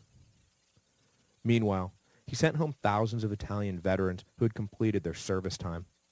Unfortunately, though, the spoils and land they had dreamed would be theirs when they got home were nowhere to be found. Once again, the bank had been broken. The veterans began to agitate violently against this injustice, and Agrippa was sent back to pacify them. But even the great general, who had the respect and admiration of all the mutinous ex-soldiers, could do nothing to settle them down. Octavian was forced to return to Italy himself to deal with the situation. When he arrived in Brundisium, it seemed like the entire population of Rome was there to greet him. In a sign of the times, rather than greeting the returning Octavian at the gates of Rome, as would have been the custom, the entire Senate traveled down to the southern port to greet him as his ship docked. It was clear who Rome thought would be their eventual master. Octavian issued IOUs to his angry troops. It was all he could do, and promised to settle everything when Antony was disposed of for good. They accepted his word. There was really nothing else they could do. But not everyone in Rome was so quick to embrace Octavian. The young Marcus Lepidus, son of the former triumvir, decided to hatch this decade's liberator plot. He began the process of acquiring support, just as Brutus and Cassius had done, and started making plans to assassinate Octavian as soon as he came back to Rome. But Maecenas, left once again in control of the city, caught wind of the plot, and swiftly extracted the names of everyone involved. There would be no repeat of the Ides of March on his watch. Lepidus, and anyone foolish enough to join him, were executed without delay. Confident that things in Italy were well in hand, the spring of 30 BC arrived, with Octavian focused on Egypt. Envoys of all kinds, some from Antony, some from Cleopatra, some from independent factions within Alexandria, had been seeking him out all winter to try to avert the invasion. But Octavian had made up his mind. He didn't want to just destroy Antony and Cleopatra. He wanted to seize Egypt and hold it for himself. No negotiations, no bribes, no settlements. Straight-up annexation and under his personal control. The only way to make sure that happened was to take the country by force. Over the winter, things between Antony and Cleopatra had deteriorated.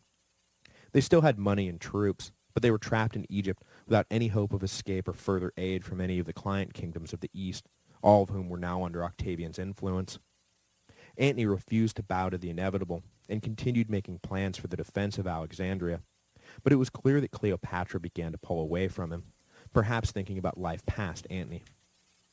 If she was thinking she could perhaps latch on to Octavian the way she had latched on first to Julius Caesar and then Mark Antony, she was deluding herself.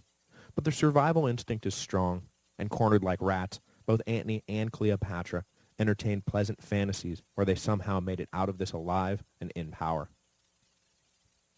But as we know, they did not make it out alive or in power. When the spring came, the first piece of bad news arrived. 4 legions stationed west of Alexandria had defected and were now marching towards the city on Octavian's orders. Octavian, meanwhile, was leading his own forces through Syria and would soon be coming at Egypt from the east. If there was one thing Octavian truly loved, it was a pincer move, and the invasion of Egypt was just another fine example of it. Antony made his way out to the defected legions and tried to win them back to his side, but they forced him to retreat empty-handed. Octavian encountered little resistance from the Egyptian troops who were supposed to be guarding the frontier, and was soon knocking at Alexandria's door. Realizing that everything was falling apart around him, and that this was likely the end, Antony planned one last great battle that, win or lose, he did not plan to return from.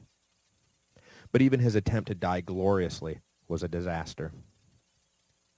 On August the 1st, he sent out the Egyptian navy to meet Octavian's fleet, which had been pacing their commander's advance. Antony himself stood at the head of a combined army of infantry and cavalry on land. When the navy engaged Octavian's fleet, Antony was going to launch a ground assault. But as soon as the ships were within earshot of one another, Antony's maritime forces announced their total surrender. Seeing the ships raise the white flag, Antony's cavalry deserted, followed quickly by scores of infantry. Soon, his entire army was running for their lives, leaving Antony, who had spent all this time planning a fine soldier's death, alone on the battlefield and humiliated. He marched back to the palace in a rage and demanded to see Cleopatra, who he suspected of engineering the surrenders and desertions. Cleopatra, afraid of what the furious and probably suicidal Antony was going to do to her, sent an attendant to tell him that she was already dead. For Antony, this was the final breaking point. He returned to his room, stabbed himself in the stomach, and died. But not quite yet. The self-inflicted wound, though incredibly painful, was not immediately fatal. As he lay in agony dying, Cleopatra heard what he had done and decided to send for him. I'm not really sure this was the nicest thing in the world to do, seeing as how his suicide had been precipitated by the belief that she was already dead, but regardless, attendants dragged the dying Antony to Cleopatra's hiding place, a half-built mausoleum she had been constructing for herself over the years. When she saw Antony, she began to wail. Antony tried unsuccessfully to comfort her, and then, according to legend, called for one last cup of wine to drink before dying. The final goblet of Dionysian elixir quaffed, Antony died. Though posterity tends to record Actium as the final climax in the drama of the Second Triumvirate, it was not really until Octavian captured Egypt that the deal was really sealed. Rome and the Western Empire were already under his command, but now his only real rival for power was dead, and he controlled the richest kingdom in the East. Now, his star was not just ascendant, it had ascended. He stood atop the Roman Empire, alone and unchallenged. He relished his victory, and touring the magnificent city of Alexandria, began to plan for the future. Power won is only meaningful if it is put to productive use. Unlike the Dionysian Antony, the Apollonian Octavian was not aiming for power so he could live a life of decadent leisure. He was aiming for power so he could remake the Roman world. And remake it he would. There were still loose ends to clear up, of course. Cleopatra was still holed up in her mausoleum hiding place, which would now become a de facto prison. Octavian used familiar go-betweens to coax the queen out of her hole, and when she finally presented herself, the toll of the last year was evident. No longer the splendid, bejeweled Eastern queen who had seduced the most powerful men in Rome. She was now unadorned, haggard, and pathetic. When she met Octavian, she at first tried to deny that she had played any meaningful role in Antony's career, and that it had been him, all him. I am just a woman, she argued. What influence could a woman have over a strong Roman man? Octavian practically choked when he heard her revise history on the fly. But when it was clear that Octavian wasn't buying the whole I am an innocent bystander routine, Cleopatra switched and simply began begging for her life. This, Octavian thought, is more like it. According to the official records, Octavian did indeed decide to spare the queen's life, but mostly so that he could parade her through Rome in the triumph he planned to celebrate as soon as he got home. But to Cleopatra, this stay of execution turned out to be even more intolerable than death itself. She had hoped to somehow finagle Octavian into letting her live in Egypt and remain a client monarch, loyal once again to the house of Caesar. It was fast becoming apparent, though, that her future held nothing but embarrassment, humiliation, and probably obscure imprisonment in some far corner of the empire. To an Egyptian pharaohess accustomed to being at the center of politics, religion, and war, the fate Octavian had cooked up for her was literally a fate worse than death. According to the familiar legend, she had an attendant smuggle an asp into her room by concealing the snake in a basket of figs. Cleopatra then poked at the snake until it lashed out, sank its poisonous fangs into her, and killed her. No one really knows how true the story actually is, but it has gained widespread acceptance anyway. However it happened, Cleopatra died, and it was likely, though not proven conclusively to be, a suicide. Octavian took his time enjoying the sights in Alexandria. Of particular interest was the city's most famous relic, and he ordered the priests to open the sarcophagus and display the mummified remains of Alexander the Great. The Macedonian general had long been the benchmark by which all future politicians and generals judged themselves.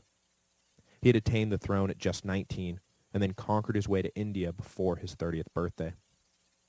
The career of Alexander, as meteoric an arc as can be imagined, is typically a universal humbler of great men.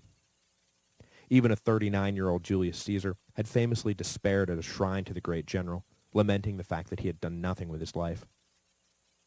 But I have to think that 33-year-old Octavian, viewing the mummified remains of 33-year-old Alexander, had to believe that he stacked up pretty well in comparison, probably one of the few times in all of history that can actually be said. Meditating on the career of Alexander is supposed to force you to realize that you'll never be the greatest man in the history of the world, no matter how hard you try. Because no matter what, Alexander will always have done more than you, faster than you, better than you. But Octavian, I don't think that was Octavian's takeaway at all. He was now the sole ruler of the Mediterranean, heading an empire that was richer and more stable than anything Alexander had put together. And he was, like I said, still only 33 years old. Rather than walking away from the shrine to Alexander humbled, I think Octavian probably walked away feeling pretty good about himself. The transformation from mere Octavian to the divine Augustus was no doubt well underway. Next week, Octavian will return to Rome to formally undergo that transformation into Augustus. It was time for the ruthless, power-hungry young Caesar to become the absolute ruler of the Roman Empire. It would not be a quick transition, or a simple one. Everything continued to be couched in the language of the Republic, and it was only over the course of years and then decades that the semantic facade began to wear off, and it was revealed who was really in control, and who had really been in control the whole time. There is no clear line to draw to say that this is where the Republic ends and this is where the Imperium begins, especially because no one in the Julio-Claudian dynasty, who would rule Rome for the next 100 years, was ever willing to come out and admit publicly what had happened. But make no mistake, the Republic was now dead. And along with all his improvements and reforms and great works on behalf of the empire, Augustus Caesar pursued policy to make sure that it stayed dead.